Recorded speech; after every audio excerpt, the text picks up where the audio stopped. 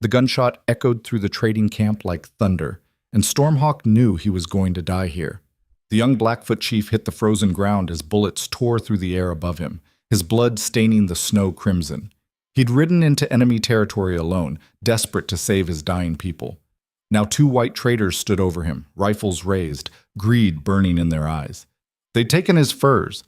They'd taken his dignity, and in 60 seconds they'd take his life. But Stormhawk hadn't survived 23 winters by accepting fate quietly. If you want to see how a chief's act of desperation ignites a war that will shake the entire frontier, stay with me until the very end. And comment your city below so I can see how far this story travels across the world.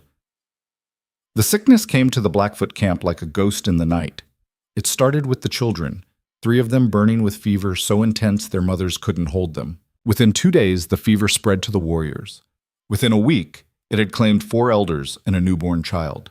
The medicine woman tried everything: sage smoke, healing songs, poultices made from tree bark and mountain herbs. Nothing worked. Stormhawk stood outside his lodge as dawn broke over the northern mountains, watching smoke rise from the death fires. He was 23 years old, the youngest chief his tribe had seen in 3 generations. His father had died leading a raid against the Crow. His older brother had fallen to smallpox 5 winters ago. Now the responsibility of keeping his people alive rested entirely on Stormhawk's shoulders, and he was watching them die. 4 more fell sick in the night, said Broken Wing, his closest friend and the tribe's best tracker. The warrior's face was drawn with exhaustion. 2 warriors, 2 children. The fever is spreading faster. Stormhawk's jaw tightened. How many does that make? 32 sick, 9 dead. Broken Wing's voice dropped lower. Chief, we need medicine, real medicine, the kind the white traders carry. The words hung in the cold morning air like a challenge. Trading with white men was dangerous at best, deadly at worst. The frontier settlements were filled with men who saw every native as either a commodity or a threat. Treaties meant nothing out here in the wilderness. Promises dissolved like morning frost. The only law that mattered was the law of the gun. But Stormhawk had no choice. Prepare 3 horses, he said quietly. I'm riding to the trading camp. Broken Wing's eyes widened. Alone? Chief, that's... I know what it is. Stormhawk turned to face his friend. But if I bring warriors, they'll see it as a war party. If I bring furs and ride alone, maybe, just maybe, they'll trade fairly. And if they don't? Stormhawk looked back at the death fires, at the mothers weeping over children who would never grow old, at the warriors who could barely lift their heads from their sleeping robes. Then we're dead anyway, he said. 2 hours later, Stormhawk rode south with 50 prime beaver pelts strapped to his pack horses. The furs represented months of hunting, weeks of hard work by the tribe's best trappers. In a fair trade, they were worth enough medicine to save everyone who'd fallen sick, and supplies to prevent the sickness from spreading further. But fairness was a luxury the frontier rarely offered. The white trading camp sat in a valley 3 days' ride from Blackfoot territory, nestled between a frozen creek and a stand of pine trees. Stormhawk had passed near it before but had never approached. The camp was run by 2 brothers named Sutton, hard men with harder reputations. They traded whiskey, guns, and medicine to anyone with enough furs to make it worth their while. Stormhawk reached the valley just before sunset on the 3rd day. He rode slowly into the camp with his hands visible, his weapons sheathed, and his pack horses trailing behind him. Smoke rose from a large cabin near the center of the camp. A corral held a dozen horses. Barrels and crates were stacked against the cabin's outer walls. 3 white men emerged from the cabin as Stormhawk approached. The first 2 were clearly the Sutton brothers, one tall and lean, the other shorter and thick across the shoulders. Both wore heavy fur coats and carried rifles with the casual confidence of men who knew how to use them. The 3rd man was older, with a gray beard and nervous eyes. Stormhawk stopped his horse 20 feet from the cabin and dismounted slowly. I come to trade, he said in English. The words felt rough in his mouth. He'd learned the language from a French trapper years ago, but he rarely spoke it. I have furs. I need medicine. The tall Sutton brother, the one Stormhawk would later learn was named Jacob, looked at the pack horses and smiled. It wasn't a friendly smile. Medicine, Jacob repeated. What kind of medicine? For sickness. Fever. Children dying. Stormhawk kept his voice steady. I have 50 beaver pelts, prime quality. Worth much.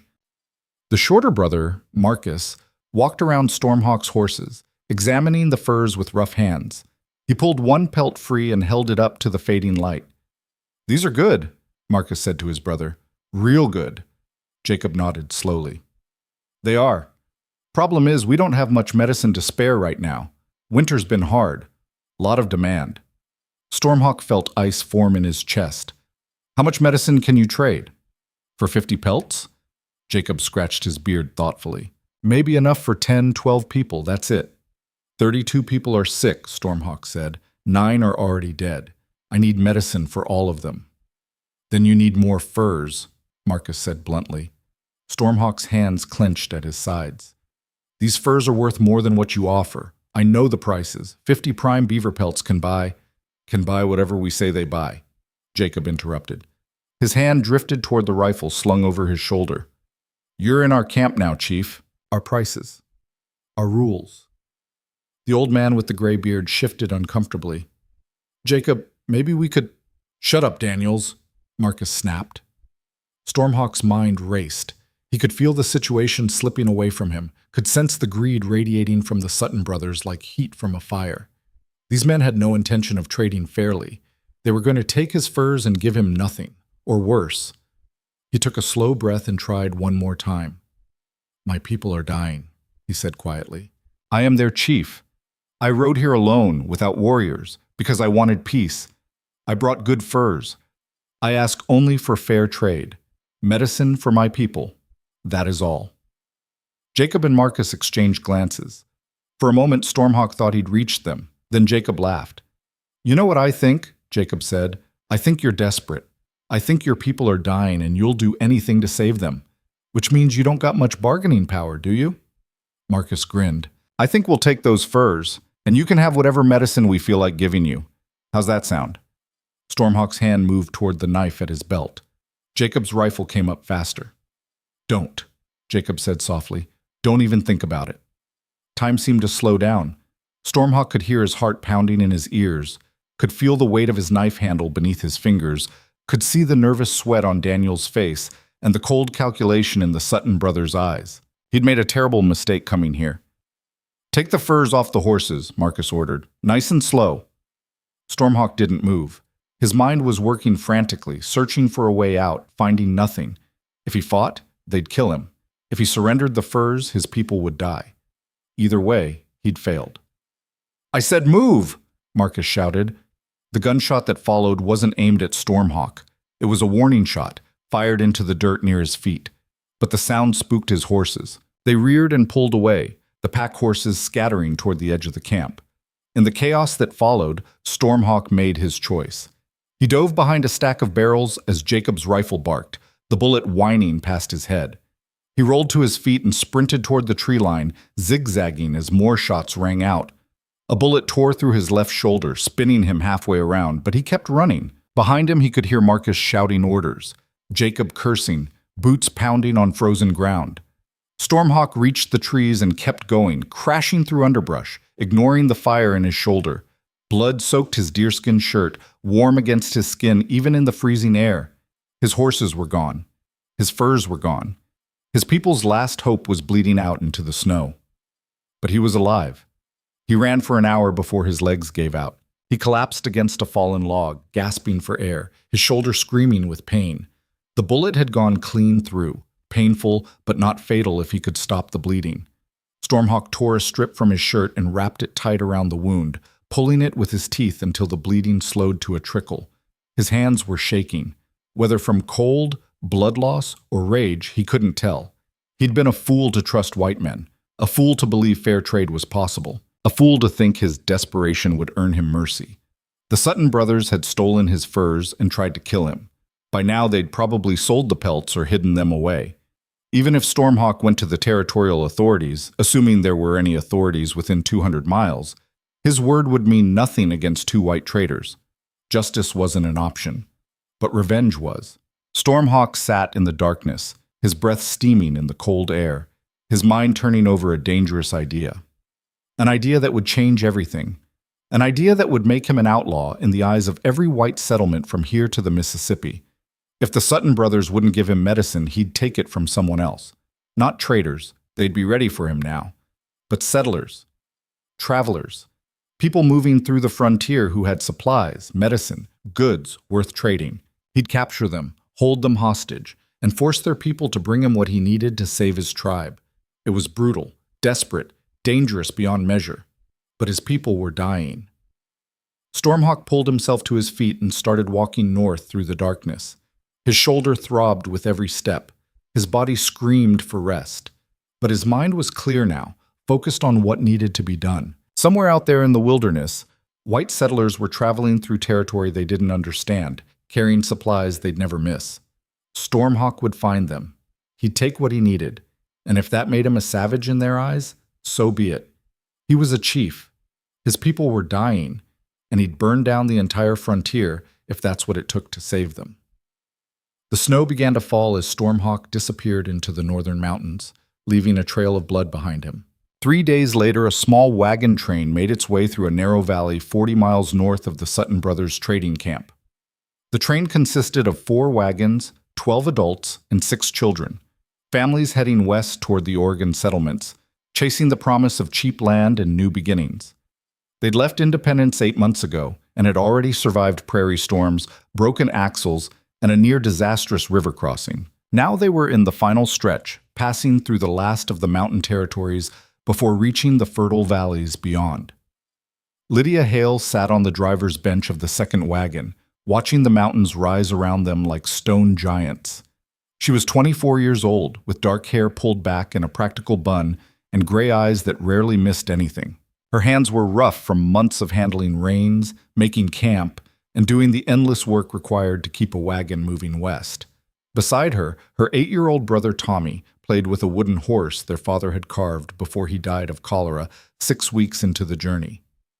Their mother had followed him into the grave 3 weeks later, leaving Lydia to care for Tommy alone. Now they were traveling under the protection of Lydia's uncle Silas, a hard man who'd never wanted the responsibility of 2 orphaned relatives but had accepted it because blood demanded it. "How much longer till we're out of the mountains?" Tommy asked, not looking up from his wooden horse. "Uncle Silas says another week," Lydia replied. "Maybe less if the weather holds." "I don't like the mountains. They feel watchful." Lydia glanced at her brother. For a child, he had surprisingly sharp instincts. She'd felt it too, the sense that they were being observed, that something in these vast forests was paying very close attention to their little wagon train. "It's just wilderness, Tommy. Trees and rocks and animals, nothing to fear." But even as she said it, she didn't quite believe it. That night, they made camp in a clearing beside a frozen stream. The wagons formed a loose circle, fires were built, and the evening meal was prepared with practiced efficiency.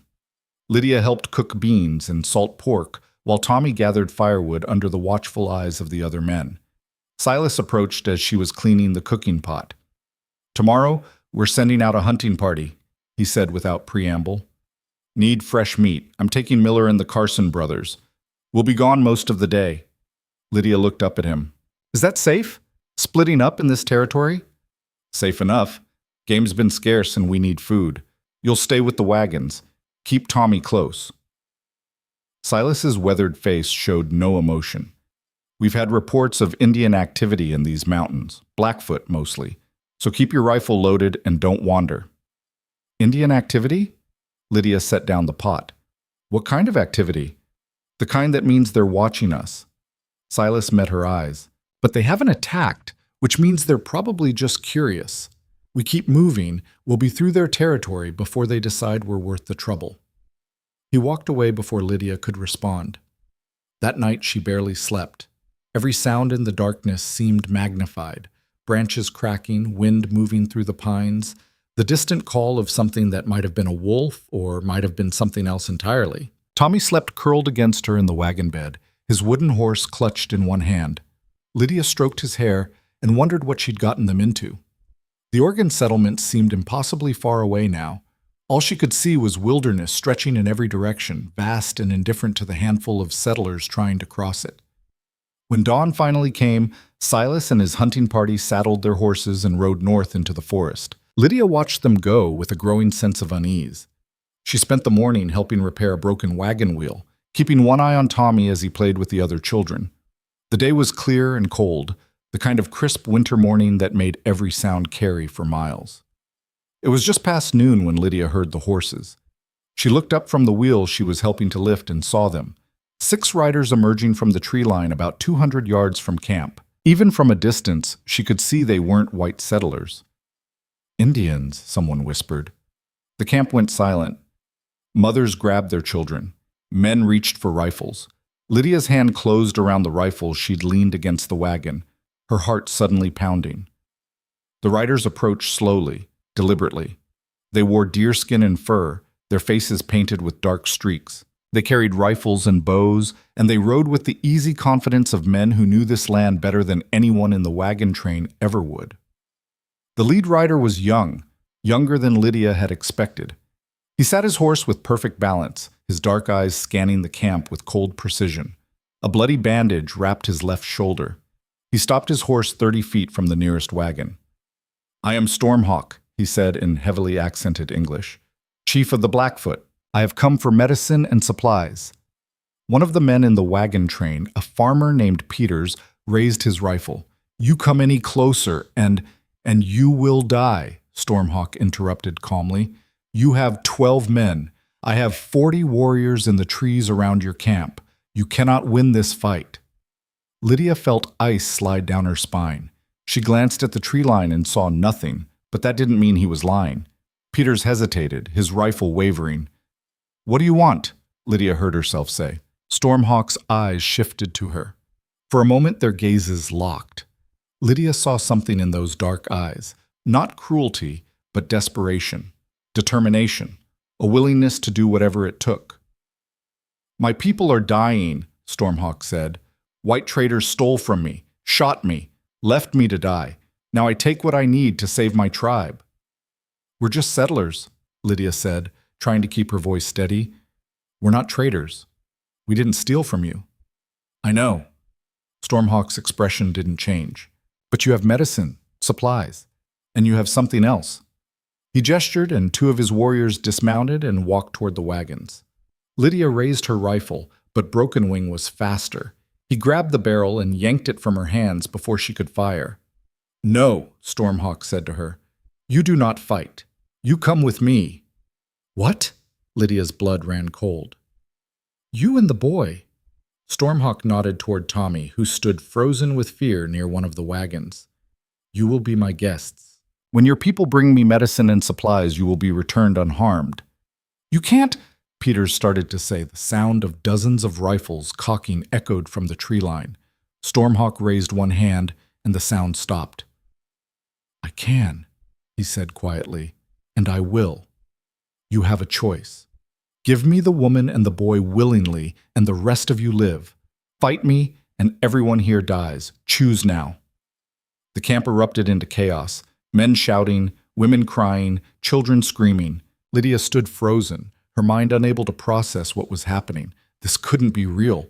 She couldn't be about to be taken captive by a Blackfoot war party. But when Broken Wing grabbed her arm and pulled her toward the horses, the sharp pain of his grip told her it was very, very real. "Tommy!" she screamed as another warrior grabbed her brother. "Don't hurt him! Please don't! He will not be harmed," Stormhawk said. He dismounted and walked toward her, his movements careful despite his wounded shoulder. Up close, Lydia could see he was barely older than she was, young, but with eyes that had seen too much death. "Neither will you. You are insurance. When your people deliver what I need, you go home. That is the arrangement." "This is kidnapping," Lydia said, her voice shaking with fury and fear. This is survival," Stormhawk interrupted. He looked at her with something that might have been regret. "Your people took my furs and tried to kill me. Now I take you. When we are even, this ends."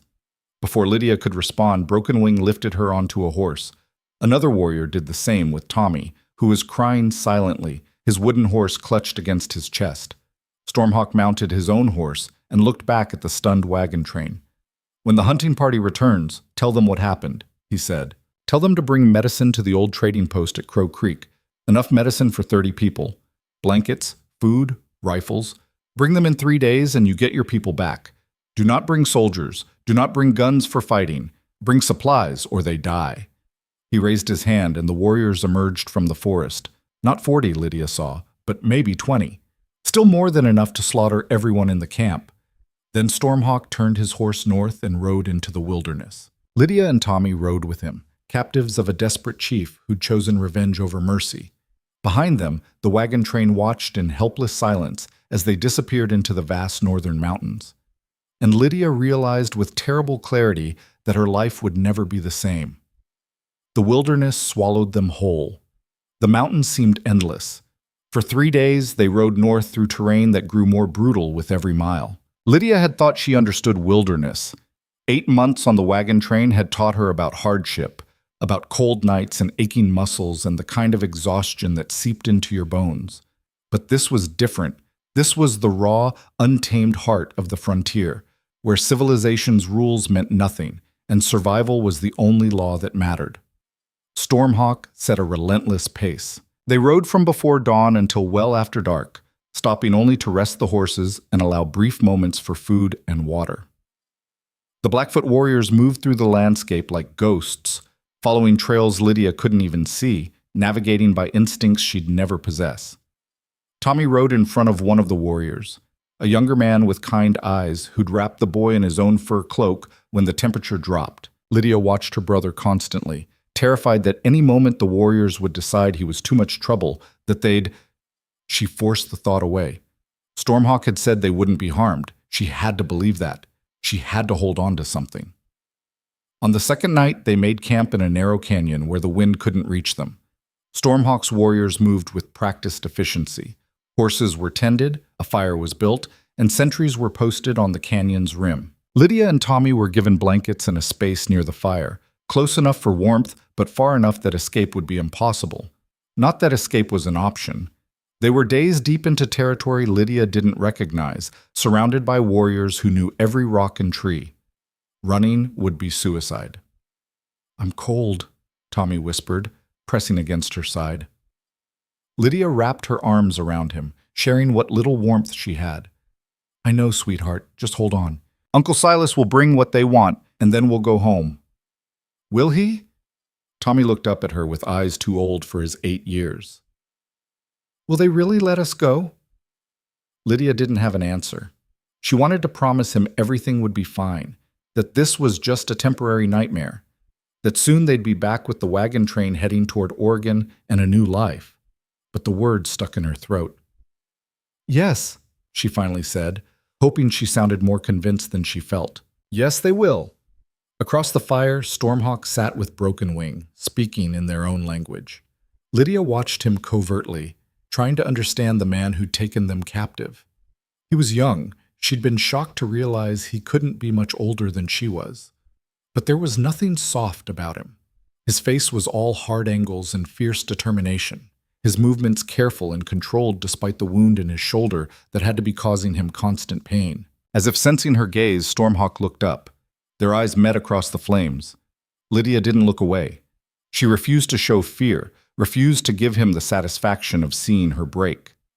For a long moment, they simply stared at each other, captor and captive, two people from worlds so different they might as well have been from separate planets. Then Stormhawk stood and walked around the fire toward her. Lydia's hand instinctively moved to Tommy, pulling him closer. Every muscle in her body tensed. Stormhawk stopped a few feet away. Up close, she could see the exhaustion etched into his features, the dark circles under his eyes, the way he favored his wounded shoulder. "You are afraid," he said. It wasn't a question. "Of course I'm afraid," Lydia replied, keeping her voice low so Tommy wouldn't hear the tremor in it. "You dragged us away from our family at gunpoint. What did you expect?" "I expected fear." Stormhawk crouched down so they were at eye level. "But I also expect you to understand. I do what I must. My people are dying. Every day I am away, more die. You think I want to take white captives? You think this brings me honor?" "I think you're desperate," Lydia said quietly, "and desperate men do terrible things." Something flickered in Stormhawk's eyes, pain perhaps, or recognition. "Yes," he said after a moment. "They do, but I am not a monster. The boy will not be harmed. You will not be harmed. When your people bring medicine, you go home. This I promise." "The word of a kidnapper," Lydia said bitterly. "The word of a chief who has lost everything else." Stormhawk's jaw tightened. "I went to white traders. I brought good furs. I asked for fair trade. They shot me and took everything. So tell me, what should I have done? Let my people die quietly? Accept that white man's greed is stronger than Blackfoot lives?" Lydia wanted to argue, wanted to tell him that kidnapping innocent people wasn't justice. But looking into his eyes, seeing the raw desperation there, the words died in her throat. Because what would she have done in his place? If Tommy were dying and she'd been betrayed, robbed, shot, would she have chosen differently? She didn't know. And that uncertainty terrified her more than anything else. "How many are sick?" she heard herself ask. Stormhawk looked surprised by the question. 32 when I left. Maybe more now. Fever that burns like fire. Many die. Children, elders, warriors. The sickness does not care. And the medicine you're demanding, it will help them? If your people bring enough. If they bring it in time." He paused. "If I can get back before more die." Tommy stirred against Lydia's side, and Stormhawk's gaze shifted to the boy. "He is young," Stormhawk said quietly. "How many winters?" 8, Lydia replied, her arms tightening protectively around her brother. "I have warriors with 8 winters. Children who should be learning to hunt, to ride, to become strong." Stormhawk's voice was rough with emotion he couldn't quite hide. "Instead, they burn with fever. They call for their mothers. They die." He stood abruptly and walked back to the other side of the fire, leaving Lydia alone with thoughts that wouldn't stop spinning. She'd expected a savage, a monster, someone who took pleasure in causing pain. Instead, she'd found a young man carrying the weight of his entire tribe on his shoulders, making impossible choices because all the good options had been stolen from him. It didn't make what he'd done right, but it made it comprehensible. And somehow, that was even more frightening. The third day brought them into higher country, where snow lay thick on the ground, and the trees grew sparse and twisted by wind. The cold was brutal now, cutting through Lydia's clothes like knives. Tommy's lips were turning blue despite the fur cloak wrapped around him. One of the warriors, the young one who'd been kind to Tommy, rode up beside them and handed Lydia a leather pouch. She opened it cautiously and found dried meat and something that looked like compressed berries mixed with fat. "Pemmican," the warrior said in halting English. "Eat. Give boy. Make strong." Lydia took the offering, too hungry and cold to refuse. The pemmican was greasy and strange tasting, but it filled her empty stomach and gave her a burst of energy she desperately needed. She fed small pieces to Tommy, who made a face but ate obediently. "Thank you," Lydia said to the warrior. He nodded and rode ahead to rejoin the others. "They're not all bad," Tommy whispered. Lydia looked down at her brother. "What?" "The Indians. Some of them are mean-looking, but that one's nice. And the chief, he's sad, Lydia. Really sad. I can see it in his eyes. Out of the mouths of children." Lydia pulled Tommy closer and said nothing. That night they camped in the lee of a massive boulder that provided shelter from the wind. The warriors built 2 fires this time, one for warmth, one for cooking. The smell of roasting meat made Lydia's stomach growl despite everything. Broken Wing approached with 2 wooden bowls filled with stew. He handed them to Lydia without speaking, then returned to the warriors' side of camp. Lydia stared at the food. It smelled incredible, rich and savory, nothing like the bland salt pork and beans they'd been eating on the wagon train. She took a cautious bite and nearly moaned. Venison, she thought, cooked with wild onions and some herbs she couldn't identify. She fed Tommy first, making sure he ate his fill before she finished her own portion. Across the camp, she could see Stormhawk sitting slightly apart from his warriors, his wounded shoulder clearly bothering him.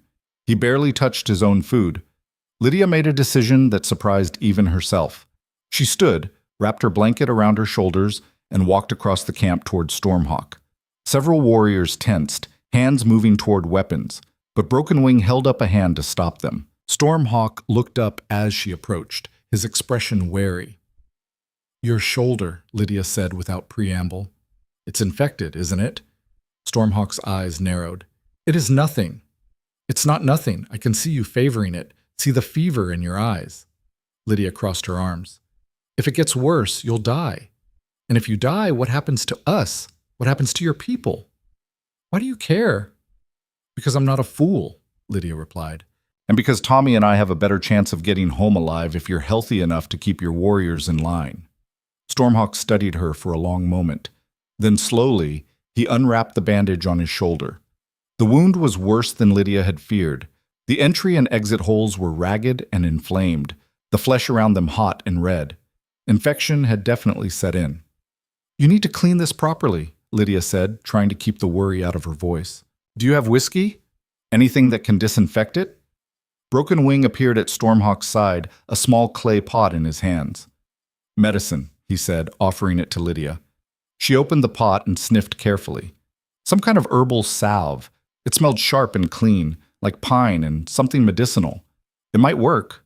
It was better than nothing. This is going to hurt, she warned Stormhawk. Everything hurts, he replied flatly. Lydia cleaned the wound as gently as she could with water heated by the fire, then applied the salve. Stormhawk's jaw clenched, but he made no sound, didn't flinch even when she had to press hard to work the medicine into the deepest parts of the wound. You should have let someone treat this days ago, she said as she worked. I am Chief. I do not show weakness. You're human. Humans get hurt. There's no shame in that. Stormhawk's eyes met hers. In your world, perhaps? In mine, a weak chief is a dead chief. My people need me strong, so I am strong. Lydia wrapped a clean bandage around his shoulder, torn from a piece of cloth Broken Wing provided. Her hands were gentle but efficient. She'd helped tend injuries on the wagon train, had learned basic wound care from her mother before she died. There, she said, stepping back. That's the best I can do. The salve should help fight the infection, but you need rest. Real rest, not just a few hours of sleep while riding. Rest is a luxury I cannot afford. But Stormhawk's voice was softer now, some of the harsh edge gone. Thank you. Lydia nodded and turned to go back to Tommy. Then she paused. Why did you really take us? She asked quietly. You could have just raided our camp, taken supplies by force. Why hostages? Stormhawk was silent for so long she thought he wouldn't answer. Then he said, Because I needed to make them understand. The traitors who shot me, they see us as animals. Less than animals. They would not have cared if I raided a camp and killed settlers, but take captives? Make them bring supplies to get their people back? That they must answer. That forces them to acknowledge we are human. That our lives have value equal to yours. So this is about more than just medicine. Everything is about more than just one thing. Stormhawk looked at her with those dark, intense eyes. I need medicine to save my people. But I also need white men to understand that they cannot steal from us, cannot shoot us, cannot treat us like we are nothing. If I succeed, maybe the next chief who rides to trade will not be shot. Maybe the next tribe that asks for help will receive it. Maybe. Lydia felt something shift in her chest. Not sympathy exactly, but understanding. This young chief wasn't just fighting for his people's survival. He was fighting for their dignity, for the right to be seen as human beings deserving of basic respect. She thought about the wagon train, about the casual way some of the men had talked about Indians as if they were obstacles to be avoided or removed, not people with families and hopes and fears of their own. She thought about the Sutton brothers shooting an unarmed man who'd come to trade. She thought about the casual cruelty of a world that saw native peoples as less than human. And she realized with uncomfortable clarity that Stormhawk had a point. I hope your plan works, she said quietly. Then she walked back to Tommy and wrapped herself in her blanket, her mind churning with thoughts she couldn't quite reconcile. The fourth day brought the first real test of Stormhawk's control over his warriors. They were riding through a narrow pass when one of the rear scouts came racing up, his horse breathing hard. He spoke rapidly in Blackfoot, gesturing behind them. Stormhawk's face went hard. White men, Broken Wing translated for Lydia's benefit. Following our trail, many men, well armed. Lydia's heart leaped. Uncle Silas. He'd come after them, brought help. They were going to be rescued. But Stormhawk didn't look worried. He looked angry. I said no soldiers, he said coldly. No guns for fighting, only supplies. They're not soldiers, Lydia said quickly. They're settlers. They're just coming to get us back. With how many guns? Lydia didn't answer. She didn't know. But she could guess. Uncle Silas wouldn't come unprepared. He'd bring every man he could, armed to the teeth, ready for war if necessary. Stormhawk turned to his warriors and spoke in rapid Blackfoot. They immediately scattered, some riding ahead, some disappearing into the trees on either side of the pass. Within minutes, the main group had vanished, leaving only Stormhawk, Broken Wing, and two other warriors with Lydia and Tommy. "What are you doing?" Lydia demanded. "Preparing," Stormhawk said shortly. He looked at her with cold calculation. "Your people come with guns. They want war, so I give them war." "No." Lydia grabbed his arm without thinking. "Please, they're just trying to get us back. If you ambush them, people will die, on both sides." "People are already dying," Stormhawk said. "My people. Every day I waste." "Then don't waste more time on a fight you don't need." Lydia's voice rose, desperate now. "You said 3 days. You said to bring supplies to Crow Creek. They probably don't even know about that yet. They're just tracking us, trying to find where you've taken us. If you attack them now, you'll start a war that won't end until one side is destroyed." Stormhawk pulled his arm free, but he didn't immediately ride away. He stood there, tension radiating from every line of his body, clearly torn between the urge to strike first and the recognition that she might be right. "Stormhawk," Broken Wing said quietly in English. "The woman speaks truth. We kill these men. More come. Army comes. We gain nothing but more enemies." One of the other warriors spoke sharply in Blackfoot, clearly disagreeing. An argument erupted, voices rising, hands gesturing toward weapons. Tommy pressed against Lydia's side, terrified. Finally, Stormhawk raised his hand and the argument stopped. "We do not attack," he said, "but we do not run. Broken Wing, ride back, show yourself. Make them see you, then lead them away from our trail. Take them north toward the Badlands. Make them think we went that way." "And if they do not follow?" Broken Wing asked. "Then we know they are smarter than I thought, and we plan accordingly." Stormhawk looked at Lydia. "You want them to live? Then hope they are fools enough to chase one rider into empty country." Broken Wing rode off immediately, disappearing back down the trail they'd just traveled. The rest of them continued north, moving faster now, taking a different route through terrain so rough Lydia wondered how the horses managed it. 2 hours later, they stopped in a dense stand of trees and waited. No one spoke. Tommy dozed against Lydia's shoulder, exhausted by days of hard riding and constant fear. Lydia stayed alert, watching Stormhawk and the other warriors for any sign of what was happening. Finally, as the sun began to set, Broken Wing returned. He was grinning. "They followed," he reported. 12 men. The old one from the wagon train leads them. They ride hard, trying to catch me. By now, they are 10 miles north, following trail that goes nowhere." Stormhawk allowed himself a small smile. "Good. By the time they realize they've been tricked, we will be too far ahead to catch." He was right.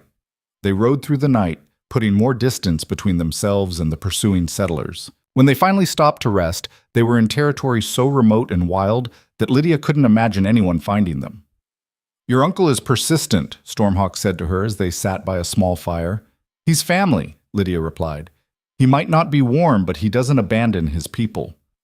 "Then he should have brought medicine, not guns." "He doesn't trust you. Can you blame him?" Stormhawk was quiet for a moment. Then he said, "No, I would not trust me either if I were him. But trust is not required. Only obedience. He brings what I demand, or he never sees you again." The words should have terrified Lydia, but she was too exhausted for terror anymore. She'd moved beyond fear into a strange state of numbness where nothing quite felt real. "How much farther?" she asked. 2 more days, maybe 3.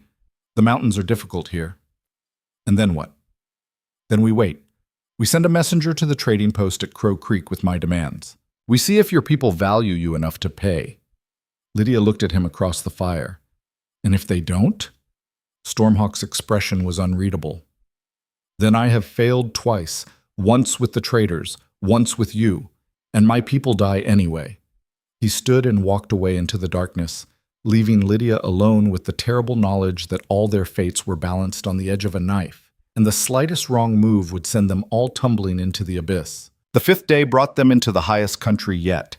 The air was so thin and cold that every breath hurt, and the horses struggled to navigate the steep, rocky trails. Lydia's hands were numb despite the gloves one of the warriors had given her. Tommy was barely conscious. Wrapped in so many layers, he looked like a small bundle of furs. They were descending a particularly treacherous slope when one of the pack horses lost its footing. The animal went down hard, tumbling 20 feet before crashing into a boulder. Its leg was clearly broken. The warrior who owned the horse dismounted and approached the injured animal. He spoke softly to it in Blackfoot, stroking its neck. Then, with practiced efficiency, he drew his knife and cut its throat. Tommy turned away, burying his face in Lydia's chest. She held him close, understanding the necessity but hating it all the same. "We cannot leave it to suffer," Stormhawk said quietly, seeing her expression. "And we cannot carry it. This is mercy." "I know," Lydia said. "It's just hard." "Yes, death is always hard, even when it is necessary." They redistributed the supplies from the dead horse and continued on. By the time they made camp that night, everyone was exhausted beyond measure. Lydia was tending the fire when Stormhawk sat down across from her. He looked worse than she'd ever seen him. His face was pale, his eyes fever bright. The infection in his shoulder was fighting back despite the medicine she'd applied. "You should let me look at that wound again," she said. "Later. Now, before it gets worse." Stormhawk sighed but unwrapped his shoulder. The wound looked marginally better, the salve had helped, but he was clearly running a fever. "You need rest," Lydia said firmly. "Real rest, not just a few hours of sleep sitting upright. I will rest when my people are safe." "You'll be dead before then if you keep pushing yourself like this." Stormhawk met her eyes. "Then I die. But I die trying to save them. What else is there?" Lydia cleaned and redressed the wound, her hands gentle despite her frustration. "They're staying alive long enough to actually succeed. You're no good to anyone dead." "You sound like my mother," Stormhawk said with a ghost of a smile. "Your mother sounds like a wise woman." "She was, before the fever took her 2 winters ago." Lydia's hand stilled. "I'm sorry." "Why? You did not kill her." "I'm still sorry.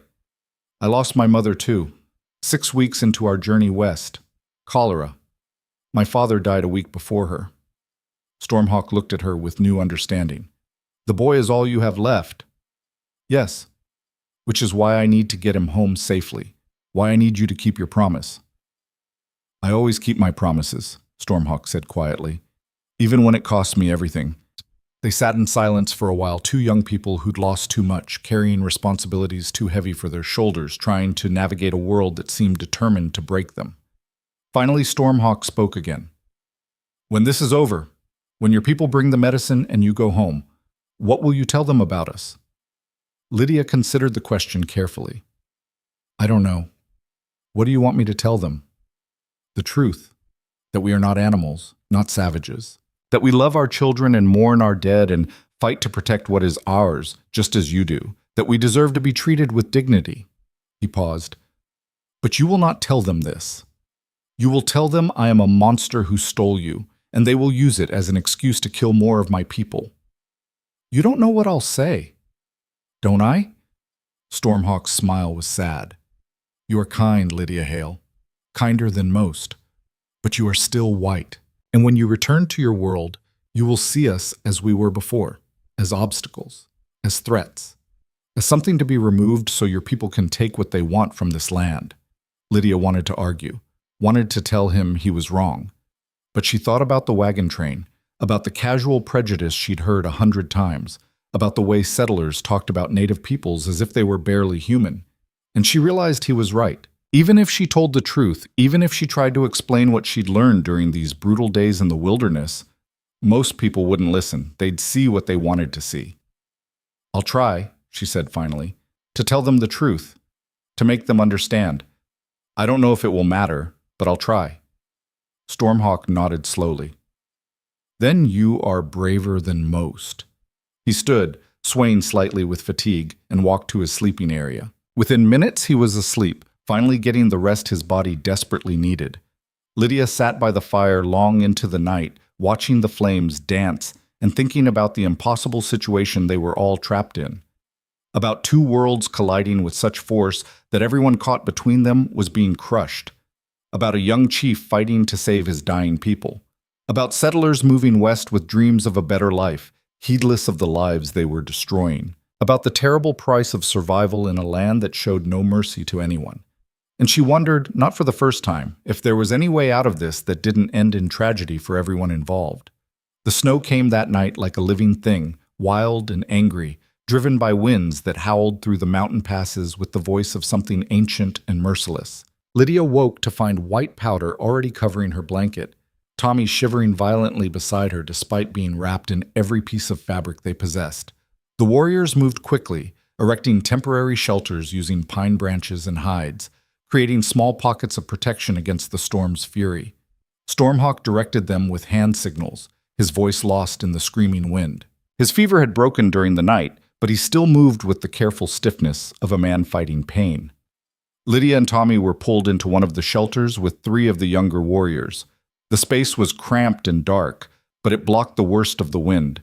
She held Tommy close, feeling his small body trembling, his teeth chattering despite the furs piled over them. "How long will this last?" she asked one of the warriors, the kind one who'd given Tommy the pemmican. He looked at her with troubled eyes. "Maybe 1 day, maybe 3. Mountain storms are angry. They come when they want, leave when they want." 3 days. They couldn't survive 3 days in this. Already Tommy's lips were blue, his breathing shallow. The cold was like a knife cutting through every layer of protection, finding skin and bone and settling there with malicious intent. Hours passed. The storm grew worse instead of better, snow piling up outside their shelter until they were entombed in white. Lydia lost track of time in the darkness, aware only of Tommy's fragile warmth against her and the endless howl of wind. At some point, the shelter's entrance darkened and Stormhawk crawled inside, snow clinging to his hair and clothes. He carried something wrapped in hide, hot stones from a fire the warriors had managed to keep burning in another shelter. He placed the stones near Tommy's feet, and the boy sighed with relief at the warmth. "Thank you," Lydia said quietly. Stormhawk nodded. In the dim light filtering through gaps in their shelter, his face looked carved from shadow and ice. "The boy is strong. He will survive." "Will we? Any of us? We have survived worse." But there was uncertainty in his voice, the first time Lydia had heard him sound less than absolutely certain. The storm raged on. Lydia drifted in and out of an exhausted half-sleep, always aware of Tommy's breathing, of the cold pressing in from all sides, of the terrible fragility of human life in the face of nature's fury. When she woke again, the wind had died to a whisper. Weak sunlight filtered through the shelter's entrance. The storm had passed. They emerged into a transformed world. Snow lay 4 feet deep in places, drifted against rocks and trees in fantastic shapes. The sky was impossibly blue, the air so cold and clear it hurt to breathe. Everything was silent except for the occasional crack of ice-laden branches breaking under their burden. The warriors immediately began digging out the horses and checking supplies. 2 of the animals had died during the night, frozen despite the warriors' best efforts to protect them. The bodies lay stiff and white under a blanket of snow. Tommy clung to Lydia's hand, staring at the transformed landscape with wide eyes. "I've never seen so much snow," he whispered. Neither had Lydia. The wagon train had weathered storms, but nothing like this. Nothing that turned the entire world white and silent and strange. Stormhawk called his warriors together and spoke in rapid Blackfoot. Broken Wing translated quietly for Lydia. "We cannot go forward. Too much snow. The high passes are blocked. We must find lower ground. Wait for conditions to improve." "How long?" one of the warriors asked. "Days. Maybe a week." A week. Lydia felt despair settle in her chest like a stone. They didn't have a week. The medicine needed to reach Stormhawk's people soon, or more would die. And Uncle Silas, would he even know where to bring supplies now? Would he assume they were dead, lost in the storm? Stormhawk seemed to be thinking the same thing. His face was grim as he stared at the snow-blocked passes, at the impossible wall of white that separated them from both his dying people and any hope of rescue. "We move to lower ground," he said finally. "Find shelter. Send a messenger to Crow Creek when the weather clears. It is all we can do." They spent the rest of the day breaking camp and preparing to move. The work was brutally hard, breaking trail through deep snow, coaxing frightened horses through drifts that sometimes reached their chests. By the time they stopped for the night, everyone was exhausted to the point of collapse. But they'd descended far enough that the snow was shallower, and they'd found a cluster of caves and a cliff face that offered real shelter from the elements. The warriors built fires inside the largest cave, and suddenly there was warmth, blessed warmth, for the first time in days. Lydia helped tend the horses while the warriors set up camp. She'd learned enough by now to be useful, to move among the animals without spooking them, to check their hooves for ice and their bodies for signs of injury. One of the mares had a cut on her foreleg, probably from breaking trail through ice-crusted snow. Lydia cleaned it carefully and wrapped it with a strip of cloth, murmuring soothing words the horse couldn't understand but seemed to appreciate anyway. "You are good with animals," Broken Wing said, appearing beside her. "We had horses on our farm," Lydia replied, "before my parents decided to go west. I grew up around them." "You miss your farm?" Lydia paused, realizing she hadn't thought about the farm in weeks. "I miss what it represented, safety, home, knowing what each day would bring." She looked at Broken Wing. "Do you ever miss that? Certainty?" Broken Wing smiled sadly. "The only certainty is that everything changes. The white men come. The buffalo disappear. Old ways die. We adapt or we die with them." He gestured at the mountains around them. "This land, it has been home to my people since the beginning of time, but I think maybe not for much longer." "What will you do?" "What Stormhawk does. Fight to protect what remains. Try to save those we can." He looked at her with surprising gentleness. "You understand now, I think, why we took you, why we do what we must." "I understand desperation," Lydia said. "I understand fighting for family, but understanding doesn't make it right." "No, but maybe it makes it human." Broken Wing walked away, leaving her alone with her thoughts and the horses. That night, gathered around the fire in the cave, the warriors shared stories. Lydia couldn't understand the words, but she understood the tone, the laughter, the sadness, the bonds of brotherhood that held these men together. Tommy sat mesmerized, watching the firelight play across dark faces, listening to a language that was music and mystery all at once. One of the older warriors produced a flute carved from bone and began to play. The melody was haunting, beautiful, filled with longing for something lost or perhaps never found. Lydia felt tears sting her eyes and didn't quite know why. When the music ended, Stormhawk spoke. Broken Wing translated in a quiet voice. He tells them about his father. Great warrior, wise chief, led the tribe through many hardships. Stormhawk says he tries to be like his father, to make decisions that would honor him. But sometimes he does not know what his father would do. Sometimes he must make his own path, even if it leads to darkness. Lydia watched Stormhawk's face as he spoke, saw the weight of leadership pressing down on him, the loneliness of command. He was so young to carry such responsibility. Too young. But then she was too young to be the sole caretaker of an 8-year-old boy, navigating a hostile wilderness, negotiating with captors who might decide at any moment that hostages were more trouble than they were worth. They were all too young for this. But the frontier didn't care about age or readiness. It demanded everything and gave nothing in return. The next morning brought clearer weather, but also a new problem. The warrior who'd been standing guard during the night reported seeing smoke to the east, a lot of it, suggesting a large camp or settlement. Stormhawk climbed to a high point above the caves and studied the horizon with a small brass spyglass he carried. When he returned, his face was troubled. "White men," he said, "many of them, moving this way." "The wagon train?" Lydia asked, hope flaring in her chest. "No, these men are different. They move like hunters, like soldiers." Stormhawk looked at her intently. "Your people sent someone to find you, someone who knows these mountains." Lydia's mind raced. Who could track them through this wilderness? Who could survive the storm and still keep coming? Then she remembered the stories Uncle Silas used to tell around the campfire, about the mountain men who'd come west before the settlers, men who'd lived among the native tribes, who knew the frontier better than anyone. "Ronan Pike," she whispered. Stormhawk's eyes narrowed. "You know this name?" Stories. He's a legend, a trapper who spent 20 years in these mountains. They say he can track anything, survive anything. Lydia looked at Stormhawk. They say he was friends with the Blackfoot once, that he lived with your people. Something complicated crossed Stormhawk's face. Recognition, perhaps, or old pain. Yes, Ronan Pike. I know him. He taught me to speak English when I was a boy. He hunted with my father. His voice hardened. And then he left. Went back to the White World. We heard he leads men into our territory now, takes what he wants, kills anyone who tries to stop him. I don't know if that's true, Lydia said. I only know the stories. Stories are how legends are born, and legends are more dangerous than the truth. Stormhawk turned to his warriors and began giving rapid orders. Within minutes, the camp was being broken down.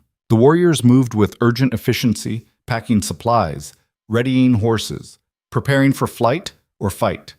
Lydia couldn't tell which. What are you doing? She asked Stormhawk. Preparing. If Pike is coming, he brings trouble. He knows how we think, how we move. He knows this land as well as we do. Maybe better. Stormhawk checked his rifle, his movements sharp with tension. We cannot outrun him forever, but we can choose where we make our stand.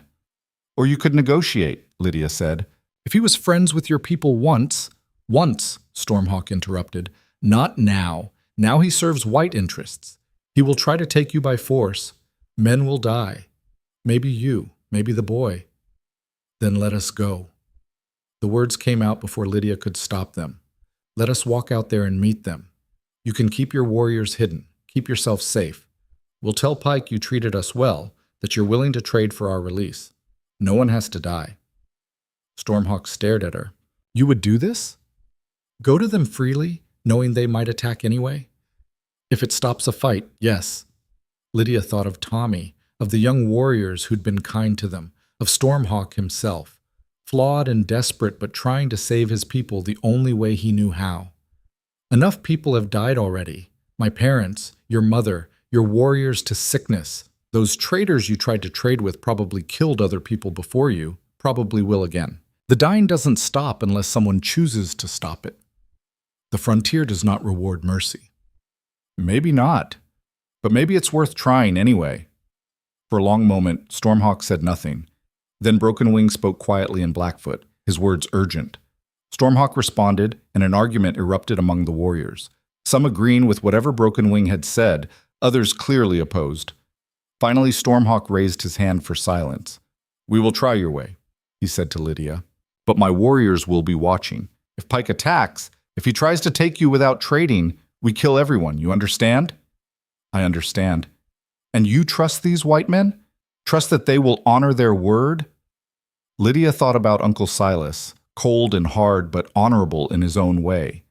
Thought about the settlers in the wagon train, ordinary people trying to survive. Thought about Ronan Pike, a man she'd never met but whose legend suggested someone who lived by a code, even if that code was brutal. I trust that they want us alive more than they want revenge, she said. That has to be enough. 2 hours later, Lydia and Tommy stood in a small clearing while Stormhawk's warriors melted into the forest around them, invisible but present. Stormhawk himself had positioned himself on a ridge above the clearing, his rifle ready, his eyes scanning the trees. Lydia held Tommy's hand tightly. The boy was terrified, shaking despite his attempts to be brave. It's going to be okay, Lydia whispered. You don't know that. No, but I have to believe it anyway. They waited. Minutes stretched into an hour, then 2. The sun climbed higher, melting the snow on the trees, sending occasional small avalanches cascading down from overladen branches. Then Tommy squeezed her hand hard. Someone's coming. Lydia saw them emerge from the tree line, a dozen men on horseback, led by a figure she immediately knew had to be Ronan Pike. He was tall and broad-shouldered, with a gray-streaked beard and eyes that missed nothing. He wore buckskin and fur like the native warriors, moved with the same fluid confidence, but there was something different about him, something that marked him as a man caught between two worlds, belonging fully to neither. Behind him rode Uncle Silas and several men from the wagon train, all heavily armed.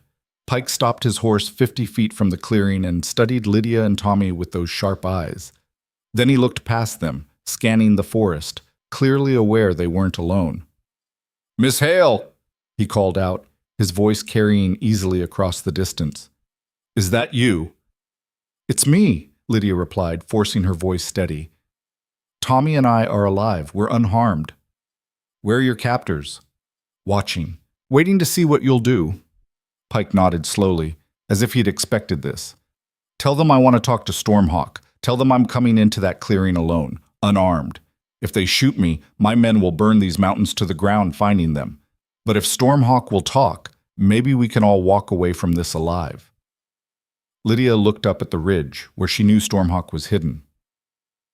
For a moment, nothing happened. Then she saw movement, and Stormhawk emerged from the trees, his rifle slung across his back, his hands visible and empty. He descended the slope and walked into the clearing with the same proud bearing he'd shown from the first moment Lydia met him. When he reached her side, he spoke quietly.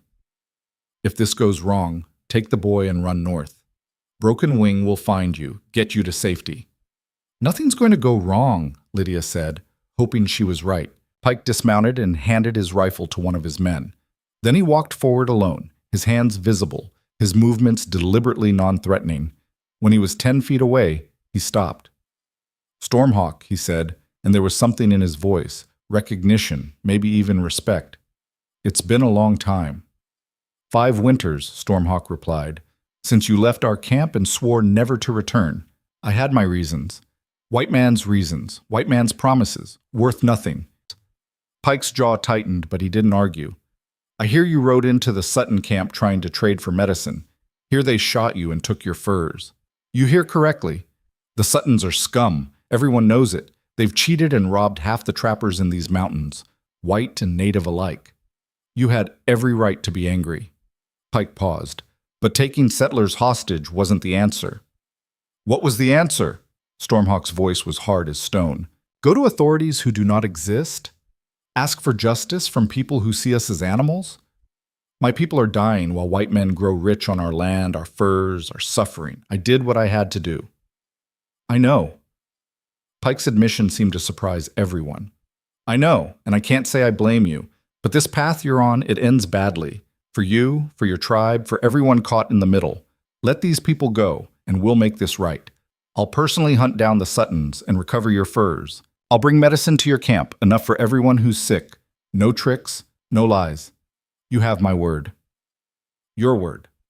Stormhawk's laugh was bitter. Like the word you gave my father when you promised to always stand with us? Where were you when the traitors came? Where were you when the sickness started? Where were you when I needed help? I couldn't, Pike started to say, then stopped. You're right. I wasn't there. I chose the white world over yours, and I've regretted it every day since. But I'm here now. Let me help. Let me fix this before it's too late. Stormhawk stood silent, his face unreadable. Lydia could see the war happening inside him, pride against pragmatism, rage against hope, the desire for revenge battling the desperate need to save his people. Finally, he spoke. The Suttons. You will bring them to me? I'll bring them, Pike said. Dead or alive, your choice. Alive. I want them to see that Blackfoot justice is real, that we are not animals they can abuse without consequence. Pike nodded. Done. What else? Medicine. Enough for 35 people. Food, blankets, rifles. Not for war, but for hunting. Our hunters are too sick to provide for the tribe. I'll bring it all. 3 days. I'll meet you at Crow Creek with everything you need. And if you do not come, then I'm a liar, and you can tell everyone Ronan Pike's word means nothing. Pike's eyes were steady. But I'll come, because these people deserve to go home, and your people deserve to live. Both things can be true. Stormhawk looked at Lydia, then at Tommy, who stood watching the 2 men with huge eyes. She could see him calculating, weighing risks, trying to decide if this was betrayal or salvation. 3 days, he said finally, at Crow Creek. You bring what I ask, you get your people. You bring soldiers, you bring guns for fighting, everyone dies. My warriors are everywhere in these mountains. You cannot run far enough to escape us. No soldiers, Pike promised. Just me and what you need. 3 days. The 2 men stared at each other for a long moment, the weight of history and broken promises hanging between them. Then Pike extended his hand. Stormhawk looked at the offered hand for a long moment before he took it. The handshake was brief, formal, but it sealed the agreement. Pike turned to Lydia. Miss Hale, you and your brother will be returned in 3 days. Can you hold on that long? We can, Lydia said, though Tommy's grip on her hand suggested he had doubts. Has he treated you well? Lydia looked at Stormhawk, thinking of the journey through the wilderness, the cold and fear and uncertainty, but also thinking of the hot stones brought to warm Tommy's feet, the food shared from meager supplies, the protection offered against elements and enemies alike. He's kept his word, she said. We've been treated fairly. Something like gratitude flickered in Stormhawk's eyes. Pike nodded. Then we have an accord. 3 days, Crow Creek. I'll be there. He turned and walked back to his men, mounted his horse, and led them back into the forest. Within minutes they were gone, leaving only disturbed snow to mark their passage. Stormhawk stood motionless for a long moment, staring at the spot where Pike had disappeared. Then he turned to Lydia. You believe him? You think he will keep his word? I don't know, Lydia admitted, but I think he wants to. I think he regrets leaving your people. Maybe this is his chance to make it right. Or maybe he leads an army back here and we all die. Stormhawk's voice was bleak. I have bet everything on the word of a white man. My father would call me a fool. Your father would call you a chief doing what he must to save his people, Lydia said quietly. There's no shame in that. Stormhawk looked at her, really looked at her, and something in his expression softened. You are not what I expected, Lydia Hale. Neither are you, Stormhawk. Broken Wing emerged from the trees, followed by the other warriors. They spoke rapidly in Blackfoot, clearly divided about what had just happened. Some seemed angry, others relieved. The argument grew heated until Stormhawk raised his hand. We go to Crow Creek, he said in English, presumably for Lydia's benefit. We prepare for Pika to come with what we need, and we prepare for him to come with guns and lies. Either way, in 3 days, we know the truth. They rode toward Crow Creek through country that grew progressively less wild, following game trails and frozen streams toward the old trading post that marked the boundary between native territory and the expanding frontier. The post had been abandoned for years, Pike had said, but its location was known to everyone who traveled these mountains. As they rode, Lydia found herself watching Stormhawk with new eyes. He was still her captor, still the man who'd taken her and Tommy at gunpoint. But he was also a chief fighting impossible odds to save his people, a son trying to honor his father's memory, a young man carrying burdens that would have crushed someone with less strength. She thought about this question he'd asked her days ago. What would she tell people when she returned to the white world? Would she call him a savage, a kidnapper, a monster? Or would she try to explain the complicated truth, that he was all of those things and none of them, that he was human in all the ways that mattered, that his violence was born from desperation and betrayal, not inherent cruelty? She still didn't know, but she was beginning to understand that the answer mattered more than she'd realized, because stories shaped the future. Legends determined how people saw each other, how they justified their actions, how they built the world they wanted to live in. And the story of Stormhawk, the young chief who rode into enemy territory seeking mercy and found only bullets, that story would echo through these mountains long after all of them were dust. The question was whether it would be a story of savagery or survival, of monsters or men simply trying to protect their own. 3 days to find out. 3 days until Crow Creek.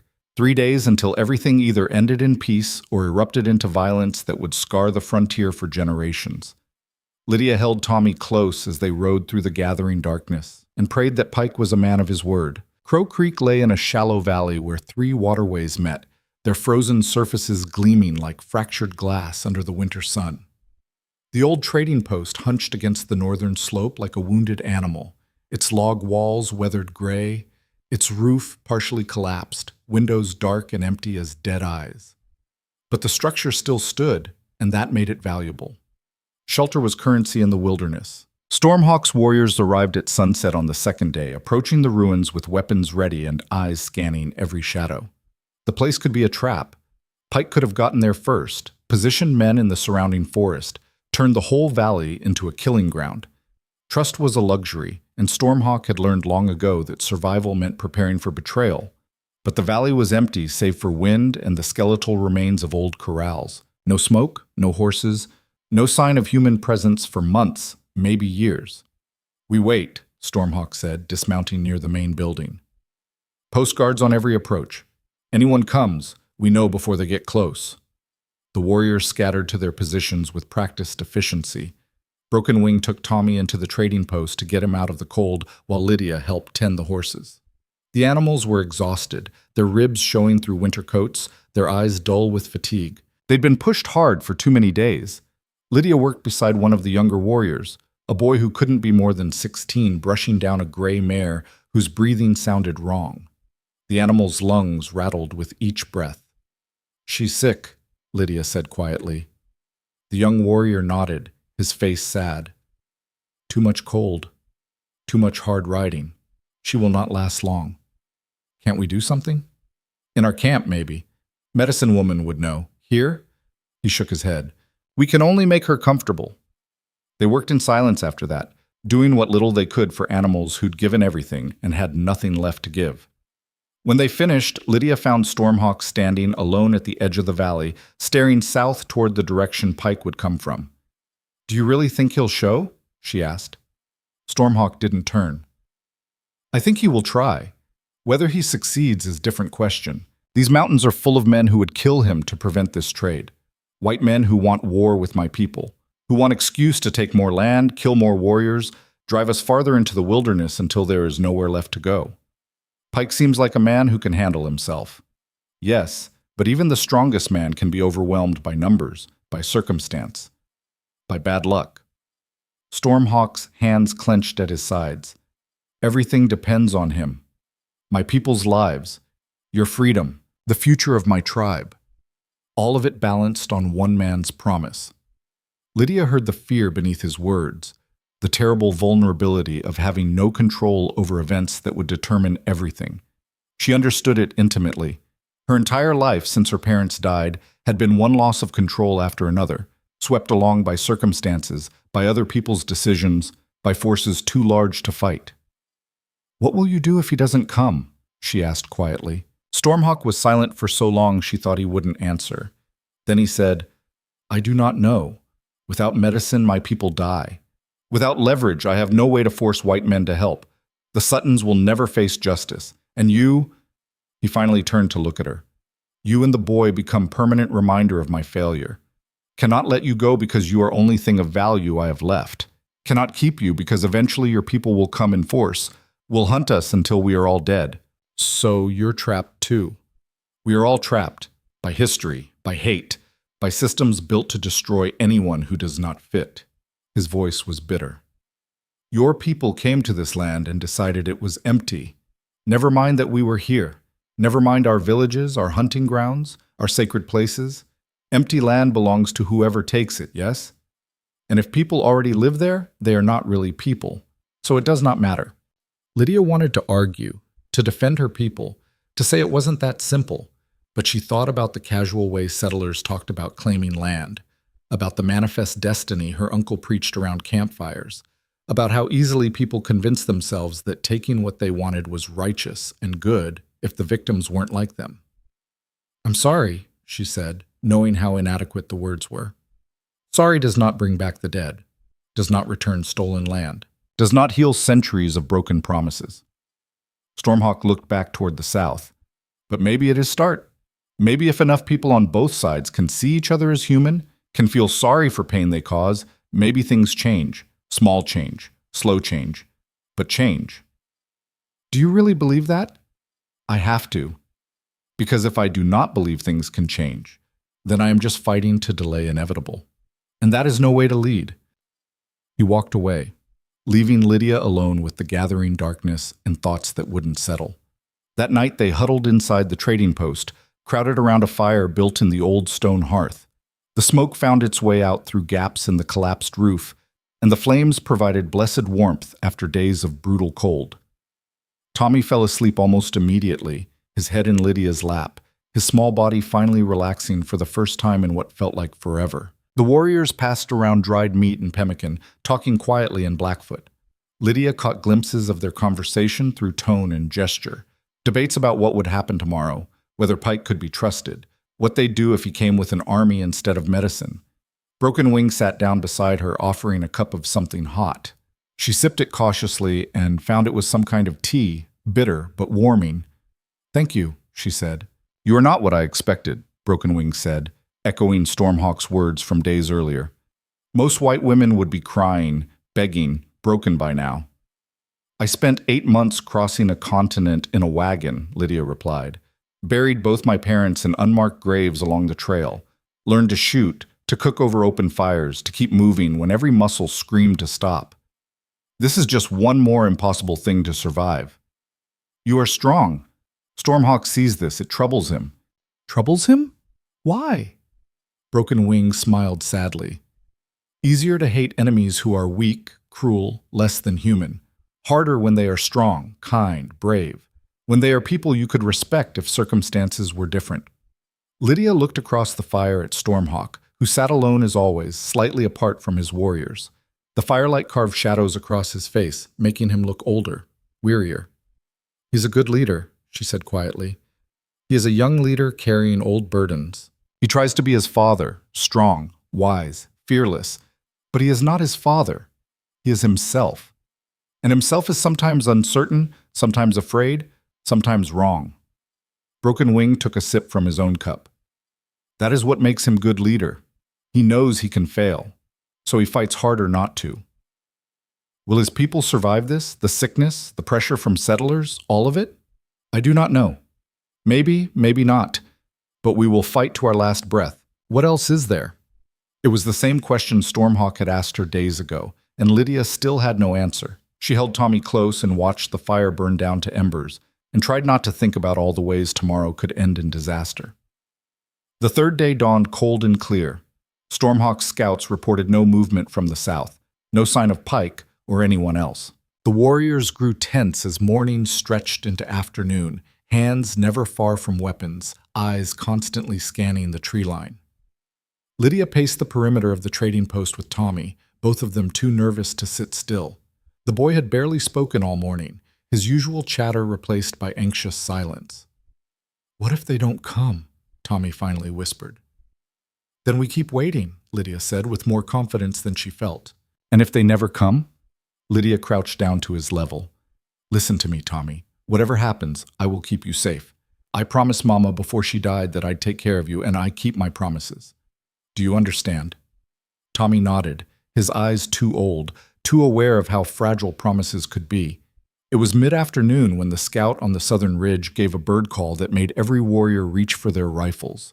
Lydia's heart jumped into her throat.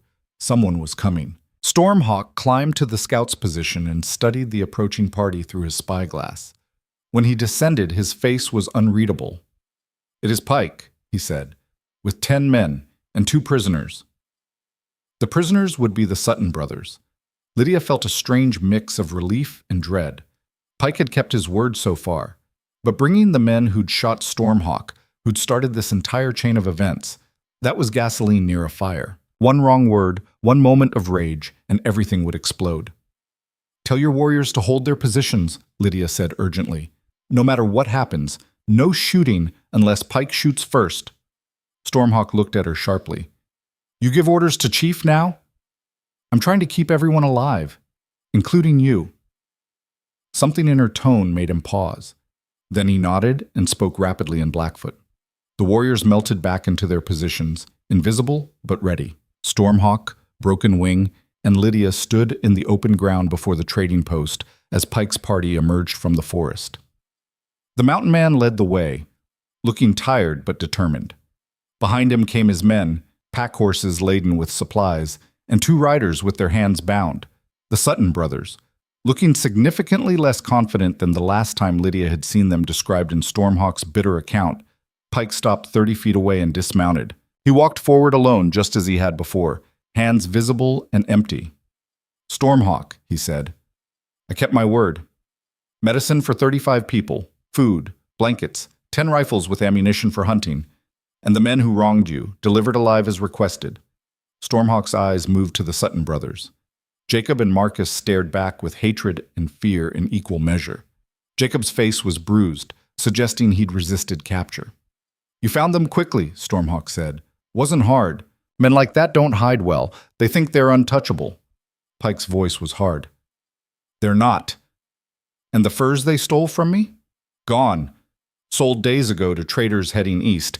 But I brought compensation, 3 times what your furs were worth in additional supplies. Seemed fair given what they cost you. Stormhawk walked toward the pack horses, examining the supplies with a practiced eye. Lydia watched him check the medicine bottles, count the blankets, inspect the rifles. Everything Pike had promised was there, and more. Finally, Stormhawk turned back to Pike. You have kept your word. This surprises me. I told you I would. I may be a lot of things, but I'm not a liar. Pike glanced at Lydia and Tommy. Your turn. Release them unharmed. Not yet. Stormhawk's hand moved to the knife at his belt. First, justice. The temperature in the valley seemed to drop 10 degrees. Pike's men tensed, hands moving toward weapons. Stormhawk's hidden warriors would be doing the same. Lydia felt panic rising in her chest. Stormhawk, she said urgently, don't. They shot me, stole from me, left me to die. Stormhawk's voice was cold as ice. This cannot stand unanswered. He walked toward the Sutton brothers, who struggled against their bonds, cursing and threatening. Marcus actually spat at him. Stormhawk didn't even flinch. Justice can take many forms, Pike said carefully. Killing them won't bring your furs back, won't heal the rift between our peoples. But showing mercy, that might actually change something. Mercy? Stormhawk's laugh was harsh. They showed no mercy to me. Why should I show any to them? Because you're better than they are, Lydia said, surprising herself with the intensity in her voice. Because you're a chief, not a murderer. Because killing them makes you exactly what they think you are, a savage who solves everything with violence. Stormhawk turned to stare at her, his eyes blazing. You dare! Yes, I dare, Lydia interrupted, because I've spent days watching you be more than what they say you are, watching you care for your people, protect a child who isn't yours, keep promises even when it costs you. You're a good man, Stormhawk. Don't let their evil turn you into something you're not. For a long moment, Stormhawk stood frozen between rage and reason, between the justice he'd been denied and the mercy he knew was right. Everyone in the valley seemed to hold their breath. Then Stormhawk lowered his knife. Take them, he said to Pike. They are beneath the honor of Blackfoot justice. They are cowards and thieves and not worth the effort to kill. But tell everyone what they did. Tell everyone they tried to murder a chief seeking fair trade. Let their shame follow them. Relief flooded through the valley like water breaking through a dam. Pike nodded slowly, respect clear in his eyes. I'll tell everyone, he promised. Their names will be poison in these mountains. Stormhawk turned to Lydia and Tommy. For a moment he just looked at them, and Lydia saw something in his face she couldn't quite name. Regret, perhaps, or the recognition of something lost before it was ever truly found. You are free, he said simply. Go home. Tommy ran to Uncle Silas, who'd dismounted and stood waiting with arms that were stiff but open. Lydia started to follow, then stopped. She walked back to Stormhawk and did something that shocked everyone. She took his hand and held it in both of hers. Thank you, she said quietly, for keeping your word, for treating us with dignity, for being more than the stories said you were. Thank you for seeing me as human, Stormhawk replied, his voice rough with emotion he was trying to hide. For caring for a wound you did not cause, for speaking truth when silence would have been safer. What will you do now? Take the medicine to my people. Save those who can be saved. Mourn those I could not. His eyes held hers. And remember the white woman who was brave enough to look past hate and see a person. Maybe if more people could do that, the frontier would be less bloody. Maybe, Lydia agreed. I'll try to make them understand, to tell your story the right way. Then I am in your debt, Lydia Hale. She squeezed his hand once more, then let go and walked toward the waiting horses. Pike helped her mount, and Uncle Silas lifted Tommy up behind one of his men. The Sutton brothers were secured to horses at the rear of the party, still cursing and threatening but ignored by everyone. As Pike's party prepared to ride out, Lydia looked back one last time. Stormhawk stood alone before the old trading post, his warriors emerging from the forest to join him, all of them watching the White Riders depart. Their eyes met across the distance, and Lydia raised one hand in farewell. Stormhawk returned the gesture, a small movement that somehow contained multitudes. Then Pike gave the signal, and they rode south toward civilization, leaving Crow Creek and its impossible peace behind. They'd been riding for perhaps an hour when the sound split the frozen air, a gunshot, sharp and sudden, coming from behind them. Pike's horse reared. His men shouted, reaching for weapons. And in the chaos that followed, Marcus Sutton, who'd somehow worked one hand free from his bonds, fired again with a pistol he'd hidden in his boot. The bullet caught Tommy.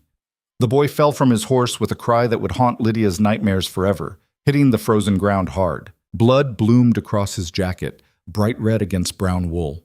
Lydia was off her horse before she consciously decided to move, screaming Tommy's name, sliding to her knees beside him. The bullet had hit him in the chest, high on the right side. His breathing was rapid and shallow, his eyes wide with shock. "No, no, no, no, no!" Lydia chanted, pressing her hands against the wound, trying to stop the bleeding that pulsed between her fingers. "Tommy, stay with me. Stay with me." Behind her, chaos erupted. Pike's men wrestled Marcus to the ground, disarming him with brutal efficiency. Jacob was shouting that he'd had nothing to do with it, that his brother was a fool. Uncle Silas was calling for bandages, for help, for anything. And from the north came the sound of hoofbeats as Stormhawk and his warriors raced toward the sound of gunfire, weapons ready, expecting betrayal. They arrived to find a scene of utter confusion, Pike's men fighting their own prisoner, Lydia covered in blood holding a dying child, and no one shooting at anyone despite every reason for violence. Stormhawk took in the situation at a glance. He dismounted and ran to Lydia's side, his hands joining hers over the wound. "The medicine," he said sharply to Broken Wing. "The supplies Pike brought, get them." Broken Wing raced to the pack horses they'd left at Crow Creek, while Pike's men and Stormhawk's warriors formed an uneasy circle around the fallen boy, weapons ready but aimed at nothing, everyone too shocked to know what to do. "I can't stop the bleeding," Lydia sobbed. "There's too much blood." "Press harder," Stormhawk ordered. "Here, like this." He positioned her hands, adding his own pressure. "The bullet must come out, but if we try now, he dies. Must stop bleeding first." Tommy's eyes were starting to glaze over, his breathing becoming more labored. He was going into shock, his body shutting down from trauma and blood loss. Broken Wing returned with medical supplies, and Stormhawk began working with swift competence born of too much experience treating battlefield wounds. He packed the wound with cloth soaked in the medicine Pike had brought, used leather strips to create pressure bandages, worked with a speed that suggested every second mattered. Pike knelt on Tommy's other side, lending his own knowledge. Between them, the mountain man who'd lived in both worlds and the young chief fighting to save lives instead of take them, they fought to keep one small boy from slipping away. Uncle Silas stood nearby, his face ashen, clearly wanting to help but not knowing how. "Will he live?" Lydia asked through tears. "I do not know," Stormhawk said honestly. "The bullet hit high, maybe missed the lung, maybe not. If it missed, if we stop the bleeding, maybe he survives, maybe." "You have to save him," Lydia begged. "Please, he's all I have left." Stormhawk's eyes met hers, and she saw her own desperation reflected there. "I know," he said quietly. "I will try." They worked for nearly an hour, stabilizing Tommy as much as possible, keeping him warm, forcing small amounts of water between his pale lips. The bleeding slowed, then stopped. The boy's breathing steadied, though he remained unconscious. Finally, Stormhawk sat back, exhausted. "He needs a doctor, real doctor, better medicine than I have, but he is alive. That is something." "The nearest doctor is 3 days' ride," Pike said. "He won't survive 3 days like this." "Then we make him survive." Stormhawk looked at his warriors, who'd been standing guard this entire time. He spoke rapidly in Blackfoot, and several of them immediately began constructing a travois from pine branches and hide, a sled that could be pulled behind a horse to carry an injured person. "What are you doing?" Uncle Silas asked. "Helping," Stormhawk said simply. "The boy was shot by your prisoner, but he is also child I swore to protect. I do not abandon promises because circumstances change." Within an hour, they had Tommy secured on the travois, wrapped in every blanket they could spare, his wound redressed and packed with medicine. Stormhawk selected 2 of his fastest riders to accompany Pike's party. "They will help scout the fastest route," he explained. "We'll hunt for food so you do not need to stop. We'll stand guard at night. Whatever it takes to get the boy to a doctor alive. Why? Lydia asked. Why would you do this after everything? Stormhawk looked at Tommy's pale face, then back at her. Because he is 8 winters old and deserves to grow up. Because his only crime was having a sister someone wanted to use as leverage. Because I have watched too many children die already. His voice broke slightly. And because you showed me mercy when you did not have to. This is how mercy is answered. He turned to his warriors and spoke in Blackfoot. Broken Wing translated quietly. He tells them to ride with honor, to protect the child as if he were Blackfoot, to let no harm come to him, even if it costs their own lives. The 2 warriors, young men with fierce eyes and fiercer loyalty, nodded and mounted their horses. Stormhawk approached Lydia one last time. When you tell the story of what happened here, tell them this too. Tell them a Blackfoot chief saved a white child's life when he had every reason to let him die. Tell them we are capable of mercy, of honor, of seeing children as children, regardless of whose children they are. I'll tell them, Lydia promised through tears. I'll make them understand. Some will listen, most will not. But try anyway. It matters that someone tries. He stepped back and Pike gave the signal to move out. The party began the desperate race south, every minute precious, every mile a battle against time and the injury that could still claim Tommy's life. As they crested a ridge and looked back, Lydia saw Stormhawk standing alone, watching them go. The medicine that could save his people was loaded on his horses. The justice he'd sought was incomplete. The Sutton brothers were gone, one having shown his true nature in the cruelest possible way. But a child was alive when he should have been dead. And that, Stormhawk's gesture seemed to say, mattered more than vengeance. Lydia raised her hand in farewell once more, and this time when Stormhawk returned the gesture, it felt like the end of something and the beginning of something else entirely. Then Pike urged the horses faster, and Crow Creek disappeared behind the mountains, and all of Lydia's focus narrowed to one thing, keeping her brother alive long enough to reach help. The 2 Blackfoot warriors rode with them in grim silence, scouts and protectors, and proof that the world was more complicated than any story could capture. They rode through the night without stopping, the travois bouncing over frozen ground behind Pike's strongest horse. Lydia walked beside it when the terrain allowed, running her hands over Tommy's fevered forehead, whispering encouragement he couldn't hear, praying to anything that would listen that her brother would see mourning. The 2 Blackfoot warriors rode point, their eyes reading the landscape in ways Lydia was only beginning to understand. They found game trails that saved hours, water sources that kept the horses strong, sheltered routes that protected Tommy from the worst of the wind. They never spoke to Pike's men, never acknowledged the strangeness of enemies traveling together toward a common goal. They simply rode with the single-minded purpose Stormhawk had given them, keep the boy alive. Dawn came cold and gray, finding them in lower country where the snow had melted to patches and the trees grew thick. Pike called a brief halt to check Tommy's wound and give the horses a few minutes' rest. Lydia unwrapped the bandages with shaking hands. The wound looked terrible, swollen and angry, seeping fluid that might be infection starting. But Tommy was still breathing, still fighting, his small body refusing to surrender. He's strong, Pike said, helping her redress the wound with fresh bandages. Stronger than he looks. He's 8 years old, Lydia whispered. He should be playing with that wooden horse our father made him, not bleeding to death in the wilderness. No argument there. But he's here, and we're doing everything we can. Pike's weathered face showed rare gentleness. I've seen grown men give up from wounds less serious than this. Your brother's a fighter. One of the Blackfoot warriors approached with a small leather pouch. He offered it to Lydia without speaking. Inside was a paste that smelled of herbs and something sharp she couldn't identify. For wound, the warrior said in halting English, stop sickness, make strong. Lydia looked at Pike, who examined the paste and nodded. It's similar to what Stormhawk used. Can't hurt, might help.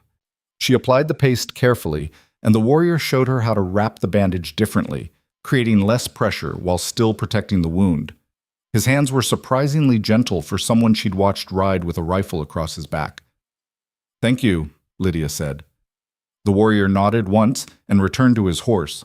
Within minutes, they were riding again, pushing south toward the settlement of Harper's Junction, where Pike said a doctor had set up practice 6 months ago.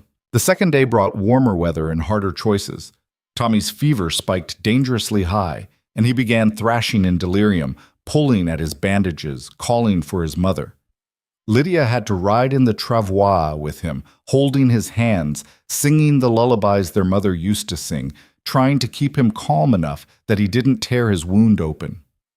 Uncle Silas rode close, his face carved from stone, saying nothing but clearly wrestling with guilt. It had been his decision to pursue the war party, his choice to bring armed men instead of supplies, his prisoners who'd caused this disaster. Lydia could see the weight of it crushing him. "It wasn't your fault," she said during one brief stop. "Wasn't it?"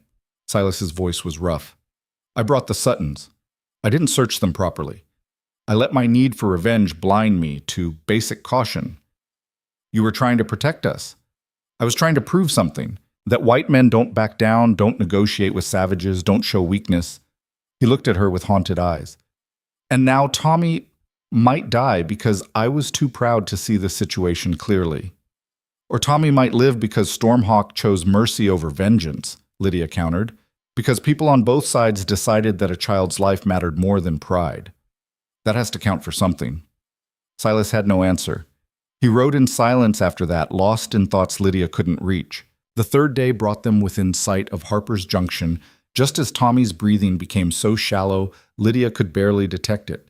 She was screaming for Pike to ride faster, to do something, anything, when the settlement's buildings appeared through the trees like a miracle. Pike had sent one of his men ahead the night before, and the doctor was waiting. A thin man with quick hands and intelligent eyes, who took one look at Tommy and immediately started barking orders. Within minutes, the boy was on a real bed in a real building, and the doctor was cutting away bandages, examining the wound with an intensity that suggested he knew exactly how close to death this patient was. "The bullet's still in there," the doctor said. "Lodged against a rib, looks like. Missed the lung by maybe half an inch. He's lucky to be alive."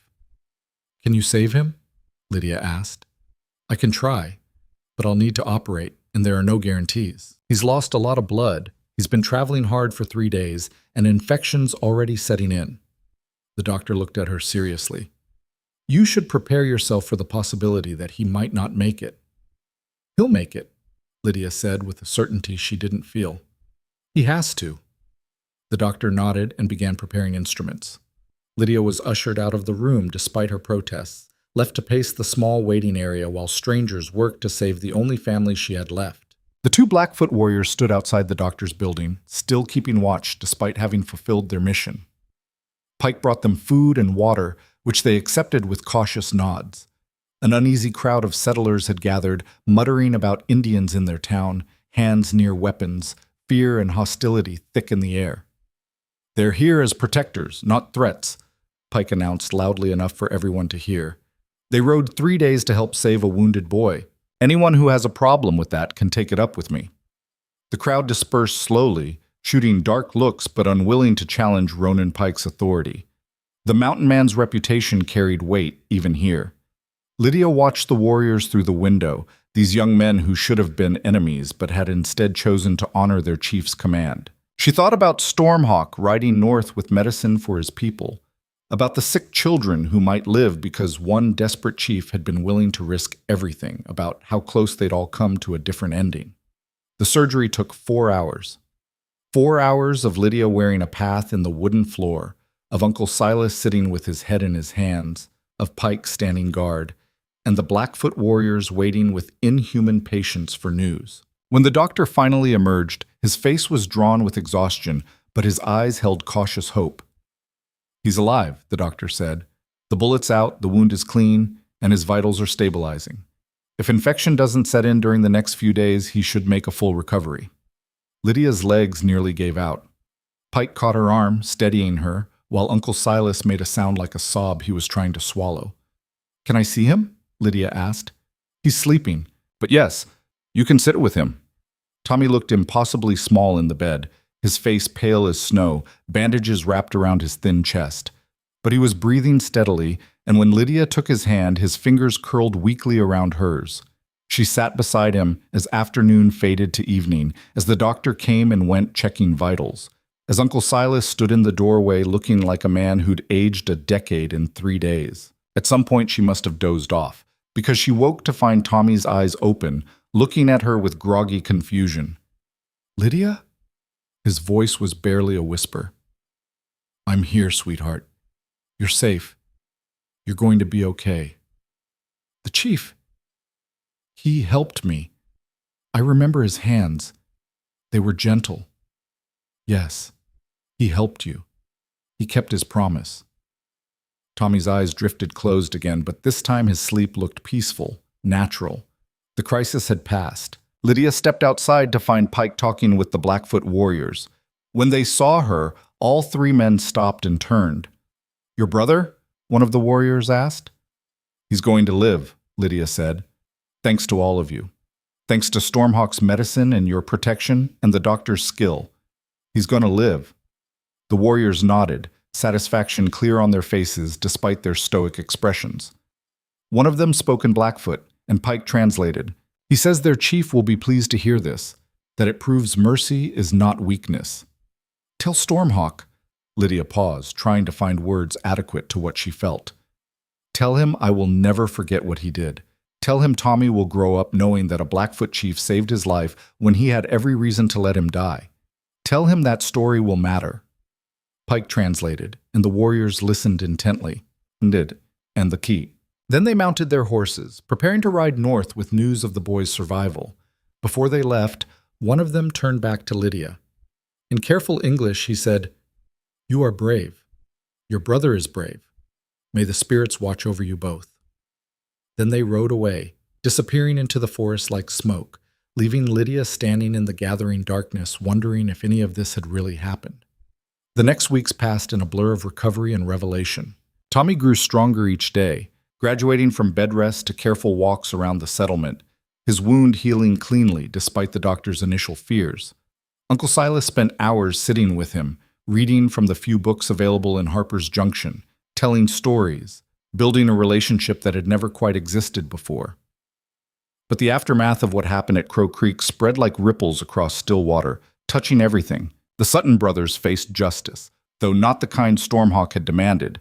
Marcus was hanged for shooting Tommy.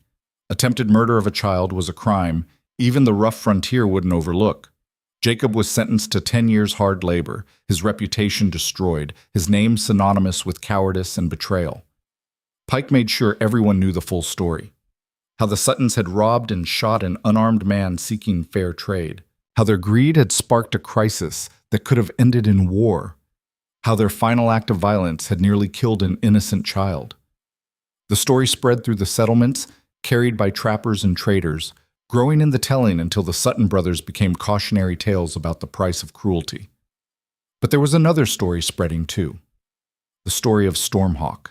Lydia told anyone who would listen about the young chief who'd chosen mercy over revenge, who'd sent his own warriors to protect a white child, who'd kept his promises even when it cost him dearly. She spoke at settlement meetings, in trading posts, anywhere people gathered. Some listened with skepticism, convinced she'd been fooled or traumatized into sympathy with savages. But others heard something different in her words, a possibility that the frontier didn't have to be defined by endless cycles of violence and retribution. One evening, 2 months after they'd arrived in Harper's Junction, Pike came to the small cabin Lydia and Tommy were sharing with Uncle Silas. "I've been north," Pike said without preamble. "Checked on Stormhawk's tribe. Thought you'd want to know how they fared."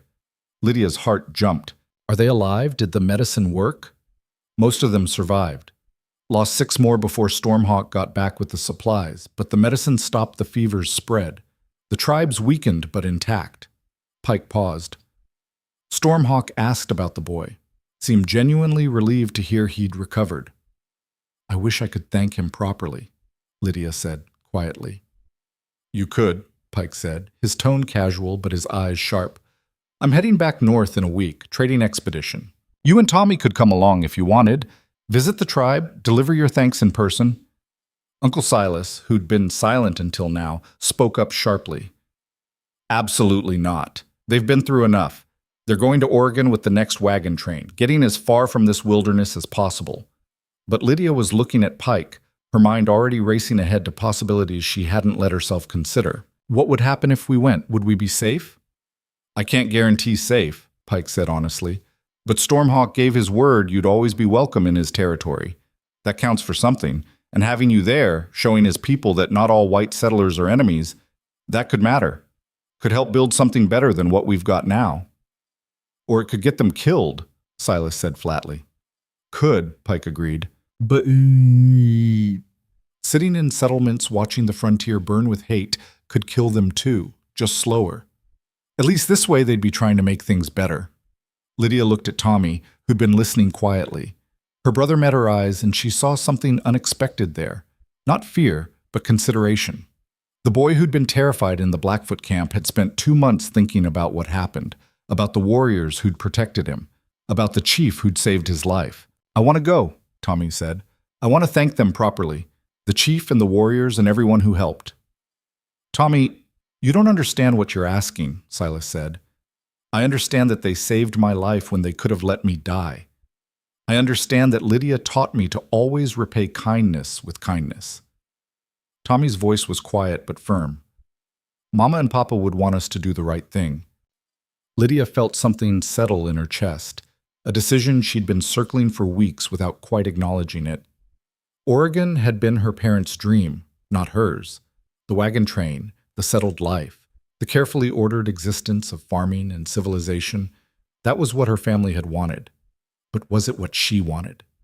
She thought about the wilderness, about the raw beauty of the mountains, about people who lived in balance with the land instead of trying to conquer it. She thought about Stormhawk's fierce dedication to his tribe, about Broken Wing's quiet wisdom, about young warriors who'd ridden for 3 days to protect a child who wasn't theirs. She thought about a different kind of life, harder, but somehow more honest, lived on the edge of 2 worlds that desperately needed someone willing to bridge the gap between them. I'm going, she said.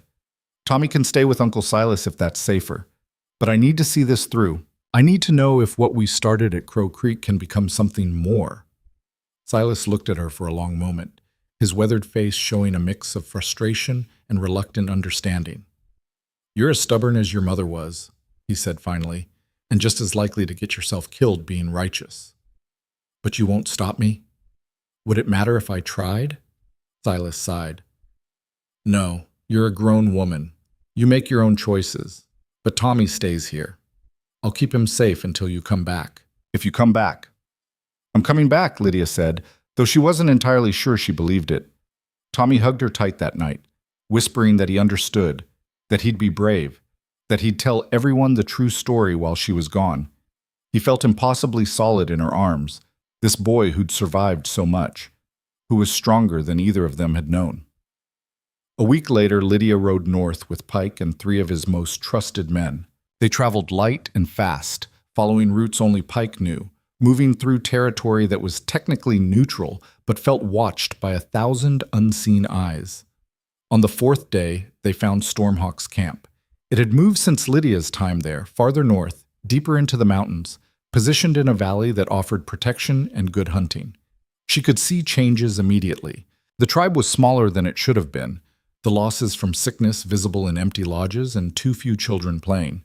But there was life here, resilience, determination to continue despite everything.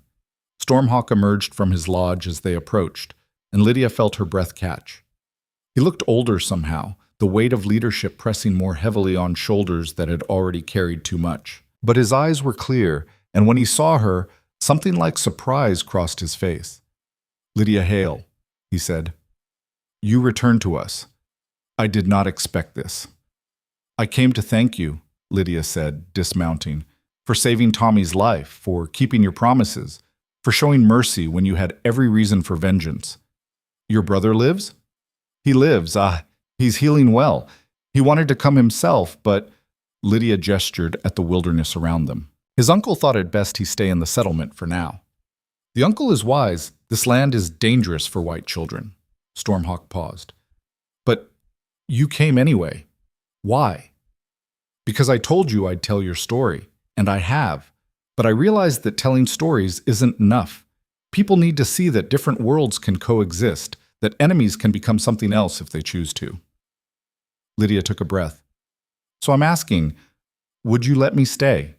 Not permanently, just for a while. Let me learn your ways, help where I can, prove that what happened at Crow Creek wasn't a fluke but a beginning. Stormhawk studied her for a long moment, his expression unreadable. Around them, warriors had gathered, watching this exchange with wary interest. Lydia could feel their suspicion, their doubt that any white person could truly be trusted. Finally, Stormhawk spoke in Blackfoot to his people. Broken Wing translated quietly for Pike's benefit. He says she is the woman who tended his wound, who spoke truth when lies would have been easier, whose brother was saved by Blackfoot medicine and honor.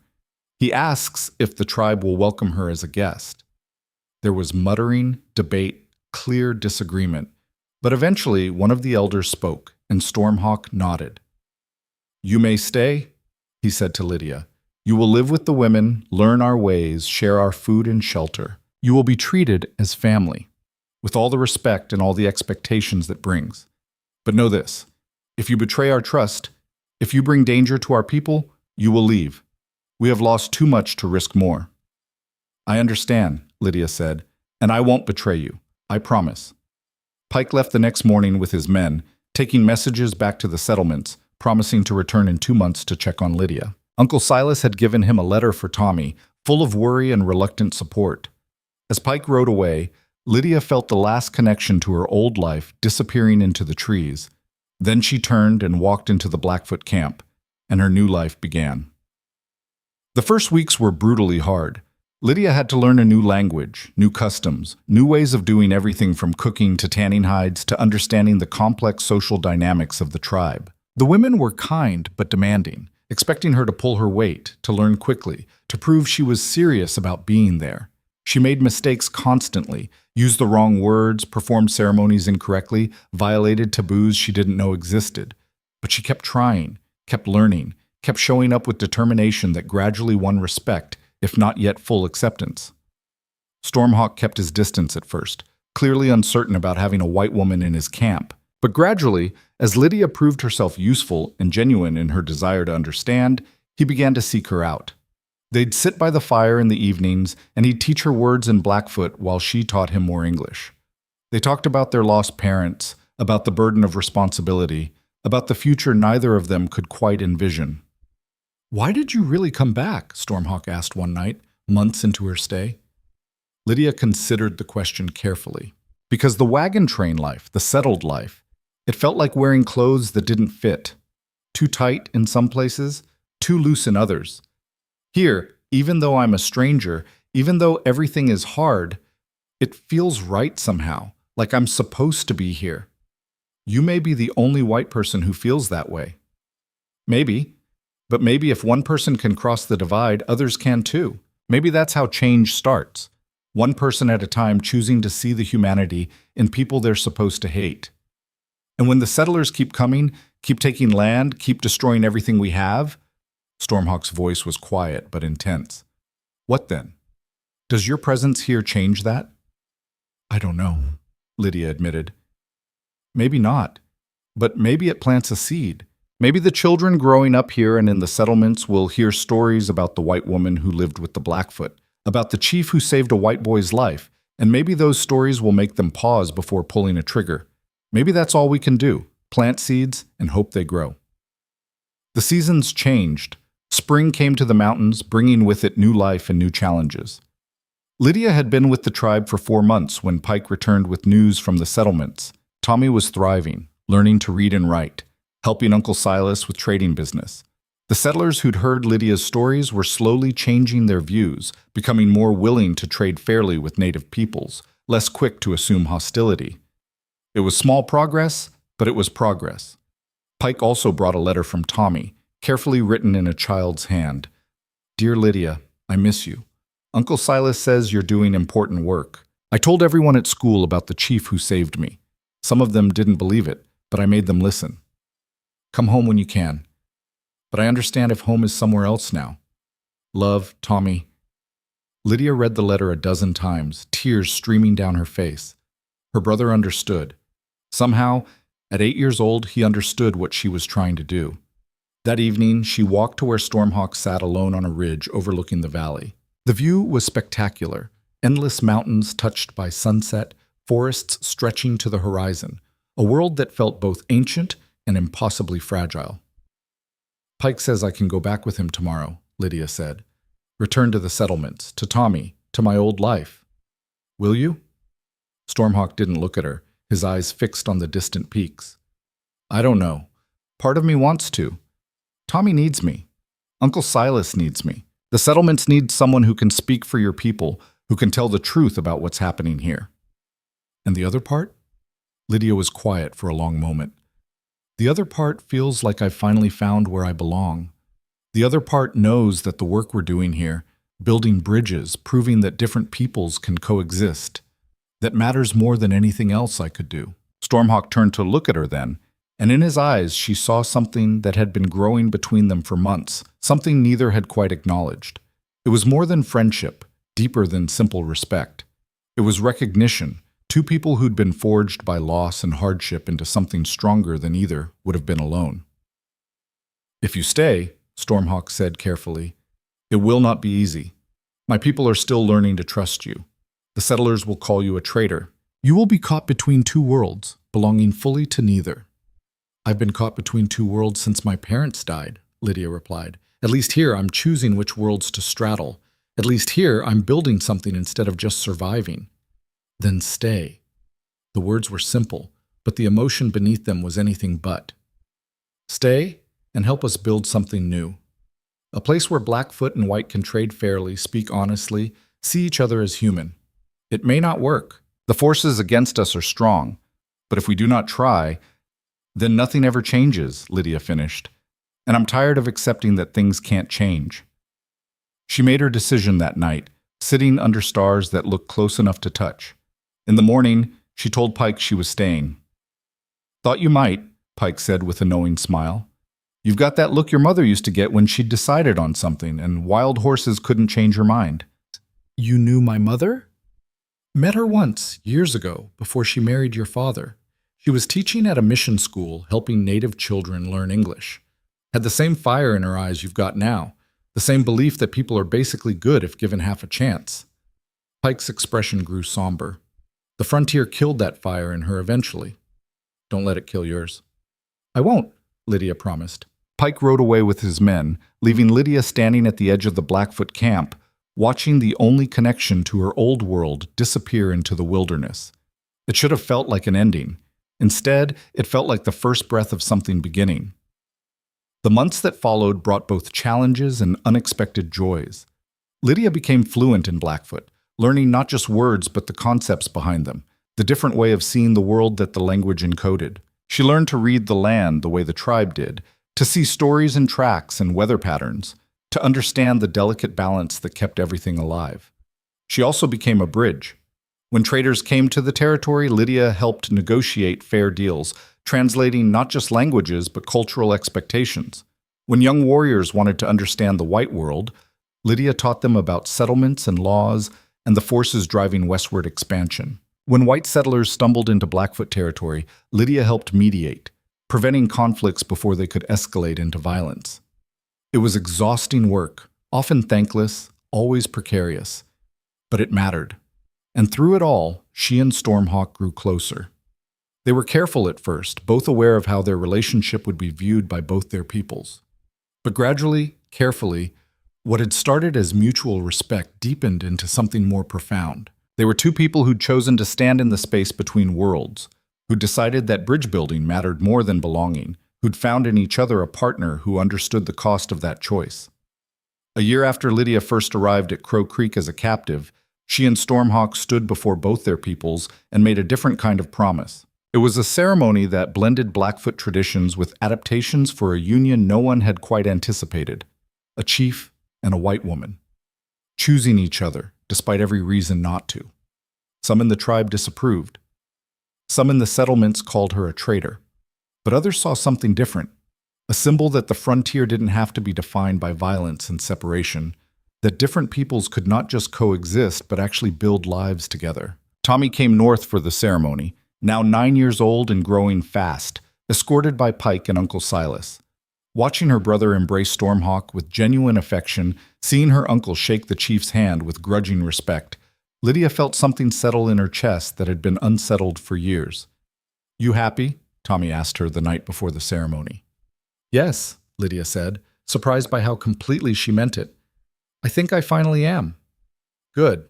You deserve to be happy. And the chief's a good man. He saved my life.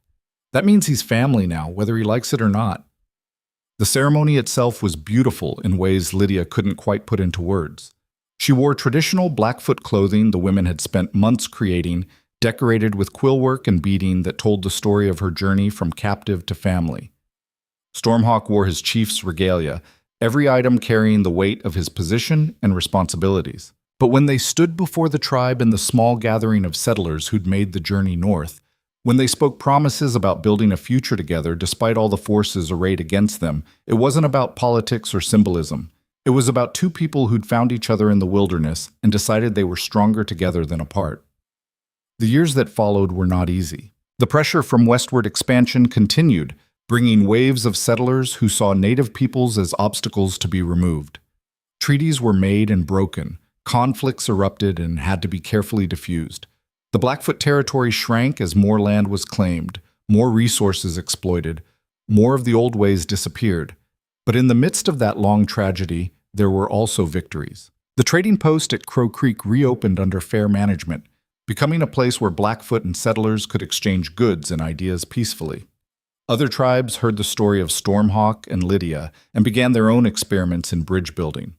Children grew up hearing tales of the chief who chose mercy and the white woman who chose belonging over safety, and some of those children became adults who believed different peoples could coexist.